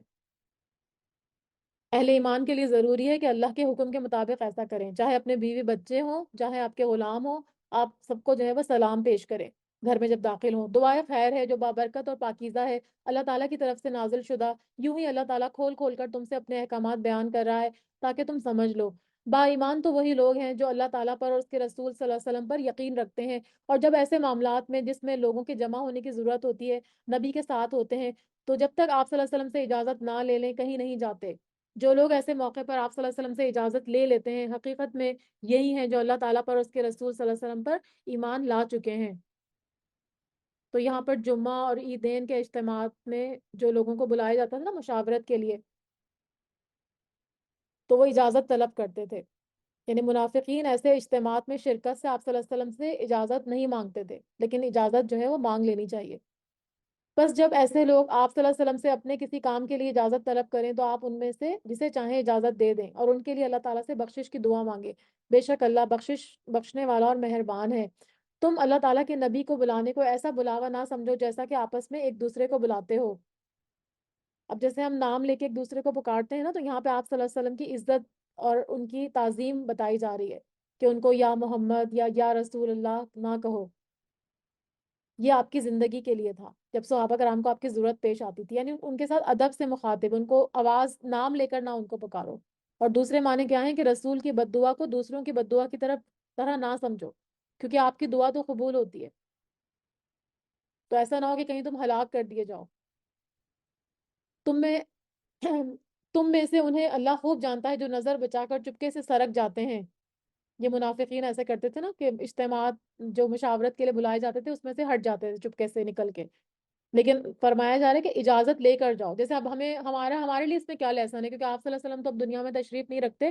ہمارے لیے یہ لیسن ہے کہ جیسے ہم کسی اجتماع میں، ہم کو کوئی دعوت دی ہے، کسی نے بلایا ہے، کسی درس کی محفل میں بلایا ہے، یا کوئی ویسے بھی کوئی دعوت ہے کسی کے گھر میں، تو اگر آپ کو نہیں جانا تو آپ یہ نہ سوچیں کہ میں، چلو اتنے سارے لوگ آ رہے ہیں تو میں بس چپکے سے ہٹ جاتا ہوں۔ ایسا نہیں کرنا، بلکہ آپ ان کو بتا دیں، جنہوں نے آپ کو انوائٹ کیا، ان کو ایک چھوٹا سا میسج لکھ کر دے دیں کہ میں آپ کے پاس آج نہیں آ سکتا، کہ جیسے کوئی درس کی محفل ہے اس میں اگر آپ نہیں آ سکتے تو آپ اس میں چھوٹا سا ایک میسج ڈال دیں کہ آج میں کلاس نہیں اٹینڈ کر سکتی۔ تو یہ ہمارے لیے سبق ہے، لیکن وہاں پر تو آپ صلی اللہ علیہ وسلم کو ڈائریکٹلی کہا جا رہا تھا۔ سنو، جو لوگ حکم رسول کی مخالفت کرتے ہیں صلی اللہ علیہ وآلہ وسلم، انہیں ڈرتے رہنا چاہیے کہ کہیں ان پر کوئی زبردست آفت نہ آ پڑے یا ان کو دردناک عذاب نہ پہنچ جائے۔ الا ان للہ ما فی السماوات والارض، خبردار ہو جاؤ کہ آسمان اور زمین میں جو کچھ ہے سب کا سب اللہ ہی کے لیے ہے، یعنی وہ خالق بھی ہے، مالک بھی ہے، اور اللہ تعالیٰ ہی کی ماتحتی جو ہے وہ ہمیں کرنی چاہیے، وہ جس طرح چاہے تصرف کرے اور جس کا چاہے حکم دے۔ تو اللہ کے رسول صلی اللہ علیہ وسلم کے معاملے میں بھی اللہ سے ڈرتے رہنا چاہیے۔ قد یعلم ما انتم علیہ وَيَوْمَ يُرْجَعُونَ إِلَيْهِ فَيُنَبِّئُهُم بِمَا عَمِلُوا وَاللَّهُ بِكُلِّ شَيْءٍ عَلِيمٌ۔ اور جس روش پر تم ہو، جس راستے پر تم ہو، وہ اس کو بخوبی جانتا ہے۔ یعنی مخالفین کو تنبیہ کی جا رہی ہے کہ تم جو بھی حرکتیں کر رہے ہو وہ اللہ سے چھپی ہوئی نہیں ہے، اور جس دن یہ سب اس کی طرف لوٹائے جائیں گے اس دن کو ان کے لیے ان کے کیے سے وہ خبردار کر دے گا، یعنی جو عمل انہوں نے کیے اللہ تعالیٰ اس کو واضح کر دے گا۔ اللہ تعالیٰ سب کچھ جاننے والا ہے۔ صدق اللہ العلی العظیم۔ بسم اللہ الرحمن الرحیم۔ سورہ فرقان، سورہ فرقان مکی صورت ہے، اس میں 73 آیتیں ہیں اور 6 رکوع ہیں۔ شروع اللہ کے نام سے جو بڑا مہربان اور نہایت رحم کرنے والا ہے۔ تبارک الذی نزل الفرقان علی عبدہ لیکون للعالمین نذیرا۔ بہت بابرکت ہے وہ اللہ تعالیٰ جس نے اپنے بندے پر فرقان اتارا۔ بندے سے مراد یہاں پہ نبی اکرم صلی اللہ علیہ وآلہ وسلم ہے، اور فرقان کے مطلب ہوتا ہے حق اور باطل، توحید اور شرک اور عدل و ظلم کے درمیان فرق کرنے والا۔ یعنی اس قرآن نے کھول کھول کر حق اور باطل کو الگ الگ کر دیا، اس کی وضاحت کر دی ہے، اسی لیے اس کو فرقان سے تعبیر کیا جا رہا ہے۔ تو فرمایا کہ بہت بابرکت ہے اللہ تعالیٰ جس نے اپنے بندے پر فرقان اتارا تاکہ وہ تمام لوگوں کے لیے آگاہ کرنے والا بن جائے۔ تو اس سے کیا پتہ چلتا ہے کہ آپ صلی اللہ علیہ وسلم کی جو دعوت ہے، آپ کی جو نبوت ہے، وہ عالمگیر ہے۔ آپ تمام انسانوں کے لیے اور جنوں کے لیے ہادی اور رہنما بنا کر بھیجے گئے۔ ایک اور جگہ پر آتا ہے سورہ اعراف میں، قُلْ يَا أَيُّهَا النَّاسُ إِنِّي رَسُولُ اللَّهِ إِلَيْكُمْ جَمِيعًا، کہ کہہ دیجئے اے لوگو، بے شک میں رسول ہوں اللہ کی طرف سے سب کے لیے، تم سب کے لیے۔ حدیث میں بھی اس کی تائید ہوتی ہے، صحیح بخاری کی حدیث ہے کہ مجھے احمر اور اسود سب کی طرف نبی بنا کر بھیجا۔ پہلے کے جو نبی ہوتے تھے وہ صرف ایک قوم کی طرف مبعوث ہوتے تھے، اور میں تمام لوگوں کی طرف نبی بنا کر بھیجا گیا ہوں۔ تو رسالت اور نبوت کے بعد آگے پھر توحید کا بیان کیا جا رہا ہے۔ یہاں پہ اللہ تعالیٰ کی کچھ صفات بیان کی جا رہی ہیں اگلی آیت میں۔ تو فرمایا کہ کیوں اتارا یہ قرآن، کہ آگاہ کرنے والا بن جائے۔ الذی لہ ملک السماوات والارض ولم یتخذ ولدا ولم یکن لہ شریک فی الملک وخلق کل شیء فقدرہ تقدیرا۔ اور اسی اللہ کی سلطنت ہے آسمانوں اور زمین کی، یہ پہلی صفت ہے۔ تو کائنات میں زمین اور آسمانوں کا مالک صرف اور صرف اللہ ہے، اور وہ کوئی اولاد نہیں رکھتا، یعنی جیسے یہودی اور نصارہ اور مشرکین مکہ کہتے تھے نہ اس کی سلطنت میں کوئی اس کا ساجی ہے، یعنی جو بھی یہ لوگ اللہ کے ساتھ معبود ٹھہراتے ہیں وہ بالکل غلط ہے، اللہ تعالیٰ ایک ہے اور ایک ہی رہے گا، اور ہر چیز کو اسی نے پیدا کر کے ایک مناسب اندازہ دے دیا ہے، یعنی ہر چیز کا خالق بھی صرف اللہ ہی ہے، اور حکمت اور مشیت کے مطابق اس نے مخلوقات کو ہر وہ چیز مہیا کر دی ہے جو ان کے مناسب حال ہے، یعنی ہر چیز کی موت اور روزی اس نے پہلے سے مقرر کر دی ہے۔ تو یہ چار بڑی صفات ہیں جو اللہ تعالیٰ کی یہاں پر بیان کی گئی۔ ان لوگوں نے اللہ کے سوا جنہیں اپنے معبود ٹھہرا رکھا ہے وہ کسی چیز کو پیدا نہیں کرتے بلکہ وہ خود پیدا کیے جاتے ہیں، یہ تو اپنی جان کے نقصان اور نفع کا بھی اختیار نہیں رکھتے، اور نہ ہی موت اور حیات کے اور نہ ہی دوبارہ جی اٹھنے کے وہ مالک ہیں۔ لیکن ان ظالموں کا کیا حال ہے کہ اللہ کی صفات جانتے بوجھتے چھوڑ کر اللہ کے ساتھ ایسے لوگوں کو شریک کر رہے ہیں جن کے اندر یہ صفات بھی نہیں ہے اور وہ اختیارات بھی ان کے اندر موجود نہیں ہیں۔ کافروں نے کہا یہ تو بس خود اسی کا گھڑا گھڑایا جھوٹ ہے جس پر اور لوگوں نے بھی اس کی مدد کی ہے، کیونکہ وہ آپ پر الزام لگاتے تھے نا کہ یہ نعوذ باللہ اللہ تعالیٰ کا کلام نہیں ہے بلکہ آپ نے خود سے گھڑ لیا ہے، اور کچھ لوگوں نے آپ کی اس میں مدد کی ہے جو پہلے کے اہل کتاب تھے انہوں نے۔ دراصل یہ کافر بڑے ہی ظالم اور سر تسر جھوٹ کے مرتکب ہو رہے ہیں، اور یہ بھی کہا کہ یہ تو اگلوں کے افسانے ہیں جو اس نے لکھ رکھے ہیں، بس وہی صبح اور شام اس کے سامنے پڑھے جاتے ہیں۔ آپ کہہ دیجئے اسے تو اس اللہ نے اتارا ہے جو آسمان اور زمین کی تمام پوشیدہ چیزوں کو جانتا ہے، بل بے شک وہ بڑا ہی بخشنے والا اور مہربان ہے۔ یعنی قرآن پر جو تم الزام لگا رہے ہو، تو اگر اللہ تعالیٰ مہربان نہیں ہوتا، عفو و درگزر سے کام نہیں لیتا، تو فوری طور پر تم عذاب الہی کی گرفت میں آ سکتے تھے۔ انہوں نے کہا یہ کیسا رسول ہے کہ کھانا کھاتا ہے اور بازاروں میں چلتا پھرتا ہے، یعنی اب پہلے قرآن پر انہوں نے الزام لگایا کہ یہ نعوذ باللہ گھڑا ہوا کلام ہے، پھر اس کے بعد آپ صلی اللہ علیہ وسلم پر جو ہے وہ طعنہ دے رہے ہیں، کیونکہ آپ صلی اللہ علیہ وسلم بشر تھے، تو ان کے خیال میں بشریت جو ہوتی ہے وہ عظمت و رسالت کی متحمل نہیں ہوتی، یعنی بشیر یعنی جو انسان ہوتے ہیں ان کے اوپر رسالت نہیں آ سکتی، کیونکہ وہ یہ کہتے تھے نا یہ تو کھاتے پیتے ہیں بازاروں میں جاتے ہیں، تو ہمارے جیسے انسان ہے یہ کیسے رسول ہو سکتے ہیں؟ تو اللہ تعالیٰ فرما رہے ہیں کہ وہ کہتے ہیں یہ کیسا رسول ہے، کھانا کھاتا ہے بازاروں میں چلتا پھرتا ہے اور اس کے پاس کوئی فرشتہ کیوں نہیں بھیجا جاتا وہ بھی اس کے ساتھ ڈرانے والا بن کر آئے، یا اس کے پاس کوئی خزانہ ہی ڈال دیا جائے، یا اس کا کوئی باغ ہی ہوتا جس سے یہ کھاتا۔ اور ان ظالموں نے کہا کہ تم ایسے آدمی کے پیچھے ہو لیے ہو جس پر جادو کر دیا گیا ہے، یعنی اس کی عقل جو ہے وہ سحر زدہ ہے۔ خیال تو کیجئے کہ یہ لوگ آپ صلی اللہ علیہ وسلم کی نسبت کیسی کیسی باتیں بناتے ہیں، بس جس سے وہ خود بہک رہے ہیں اور کسی طرح سے یہ راہ پر نہیں آ سکتے، یعنی پیغمبر کے نسبت سے یہ کتنی غلط باتیں کر رہے ہیں اور بہتان تراشی کر رہے ہیں، کبھی ساحر کہتے ہیں، کبھی کذاب، کبھی شاعر، تو اللہ تعالیٰ فرما رہے ہیں یہ ساری باتیں باطل ہیں، ان کے پاس ذرا بھی عقل اور فہم نہیں ہے، یہ خود ہی ایسی باتیں کر کے راہ راست سے دور ہو رہے ہیں۔ اللہ تعالیٰ تو ایسا بابرکت ہے کہ اگر چاہے تو آپ کو بہت سے ایسے باغات عنایت فرما دے جو ان کے کہے ہوئے باغ سے بہت ہی بہتر ہوں، جن کے نیچے سے نہریں بہہ رہی ہوں، اور آپ کو بہت سے پختہ محل بھی دے دے، یعنی جو مطالبے یہ کر رہے ہیں ایسا کرنا اللہ کے لیے کوئی مشکل نہیں ہے، لیکن ان کے مطالبے تو تکذیب اور اناد کے طور پر ہیں۔ جب یہ اللہ تعالیٰ ایسا کر بھی دیں گے نا تو یہ کیا کریں گے، ہدایت طلب نہیں کریں گے بلکہ وہ اس کا بھی انکار کر دیں گے، کوئی اور نئی بات گھڑ لیں گے۔ بل کذبوا بالساعۃ واعتدنا لمن کذب بالساعۃ سعیرا، اور بات یہ ہے کہ یہ لوگ قیامت کو جھوٹ سمجھتے ہیں، یعنی قیامت آئے گی ہی نہیں، تو جو قیامت کا جھٹلانا ہی ان کے لیے تکذیب رسالت کا سبب بنتا ہے، یعنی رسول کو بھی یہ اسی لیے جھٹلاتے ہیں۔ قیامت کے جھٹلانے والوں کے لیے ہم نے بھڑکتی ہوئی آگ تیار کر رکھی ہے، جب وہ انہیں دور سے دیکھے گی تو یہ اس کا غصے سے بپھرنا اور دھاڑنا سنیں گے۔ سورہ ملک میں بھی آتا ہے نا کہ اذا القوا فیہا سمعوا لہا شہیقا وہی تفور تکاد تمیز من الغیظ، کہ جب جہنمی اس میں ڈالے جائیں گے جہنم میں تو اس کا دھاڑنا سنیں گے اور وہ جوش غضب سے اچھلتی ہوئی ہوگی، ایسے لگے گا کہ وہ غصے سے پھٹ جائے گی۔ تو جہنم کا دیکھنا چلانا ایک حقیقت ہوگا۔ اللہ تعالیٰ جہنم کے اندر احساس اور ادراک کی قوت پیدا کر دیں گے، وہ جو چاہے کر سکتے ہیں، جیسے ہم نے پڑھا تھا نا سورہ قاف میں حل من مزید کے اور ہیں، وہ پوچھے گی جہنم۔ تو فرمایا کہ جب یہ جہنم کی کسی تنگ جگہ سے میں مشکے کس کر پھینک دیے جائیں گے تو وہاں اپنے لیے موت کو پکاریں گے، ان سے کہا جائے گا آج ایک ہی موت کو نہ پکارو، بلکہ بہت سی موتوں کو پکارو، کیونکہ آج تو موت آئے گی نہیں۔ آپ صلی اللہ علیہ وسلم کہہ دیجئے کیا یہ بہتر ہے یا وہ ہمیشگی والی جنت جس کا وعدہ پرہیزگاروں سے کیا گیا ہے، جو ان کا بدلہ ہے اور ان کے لوٹنے کی اصل جگہ ہے، وہ جو چاہیں گے ان کے لیے وہاں موجود ہوگا، ہمیشہ رہنے والے، یہ تو آپ کے رب کے ذمہ وعدہ ہے جو قابل طلب ہے، یعنی ایسا وعدہ جو یقیناً پورا ہو کر رہے گا، جیسے قرض کا مطالبہ کرتے ہیں نا، اس طرح سے اللہ نے اپنے ذمے یہ واجب کر لیا ہے کہ اگر اہل ایمان میری اطاعت کریں گے تو ان کو جنتیں ضرور ملیں گی۔ اور جس دن اللہ تعالیٰ انہیں اور سوائے اللہ کے جنہیں یہ پوچھتے رہتے ہیں انہیں جمع کر کے پوچھے گا کیا میرے ان بندوں کو تم نے گمراہ کیا تھا یا یہ خود ہی راہ سے گم ہو گئے تھے، وہ جواب دیں گے کہ تو پاک ذات ہے، خود ہمیں یہ زیبا نہ تھا کہ تیرے سوا اوروں کو ہم اپنا کارساز بناتے۔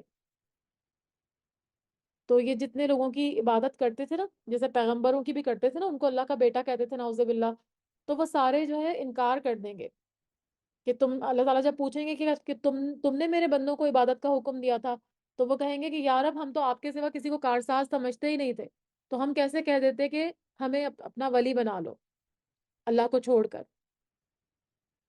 بات یہ ہے کہ تو نے انہیں اور ان کے باپ دادوں کو آسودگیاں عطا فرمائی یہاں تک کہ وہ نصیحت بھلا بیٹھے، یہ وہ لوگ تھے ہی ہلاک ہونے والے، تو انہوں نے تو تمہیں تمہاری تمام باتوں میں جھٹلا دیا، اب نہ تو تم میں عذابوں کے پھیرنے کی طاقت ہے نہ مدد کیے جانے کی، تم میں سے جس نے ظلم کیا ہے ہم اسے بڑا عذاب چکھائیں گے، یعنی جس نے شرک کیا ہے۔ ہم نے آپ صلی اللہ علیہ وسلم سے پہلے جتنے بھی رسول بھیجے سب کے سب کھانا بھی کھاتے تھے، کیونکہ ان کو اعتراض تھا نا کہ رسول کھانا کیسے کھاتے ہیں، تو پہلے جو رسول ہے وہ بھی کھانا کھاتے تھے اور بازاروں میں بھی چلتے تھے، ظاہر ہے وہ ان کو غذا کی ضرورت ہوتی تھی تو وہ خریدنے کے لیے بازاروں میں بھی جاتے تھے، اور ہم نے تم میں سے ہر ایک کو دوسرے کی آزمائش کا ذریعہ بنا دیا ہے، یعنی ہم نے ان انبیاء کی اور ان کے ذریعے سے ان پر ایمان لانے والوں کی بھی آزمائش کی ہے تاکہ کھرے کھوٹے کی تمیز ہو جائے۔ جو لوگ آزمائش آنے پر صبر کا دامن پکڑے رکھتے ہیں وہ کامیاب ہوتے ہیں، اور جو نہیں رکھتے وہ ناکام ہو جاتے ہیں۔ تو اللہ تعالیٰ پوچھ رہے ہیں کہ کیا تم صبر کرو گے؟ تیرا رب سب کچھ دیکھنے والا ہے، یعنی وہ جانتا ہے کہ وحی اور رسالت کا مستحق کون ہے اور صبر کرنے والا کون ہے۔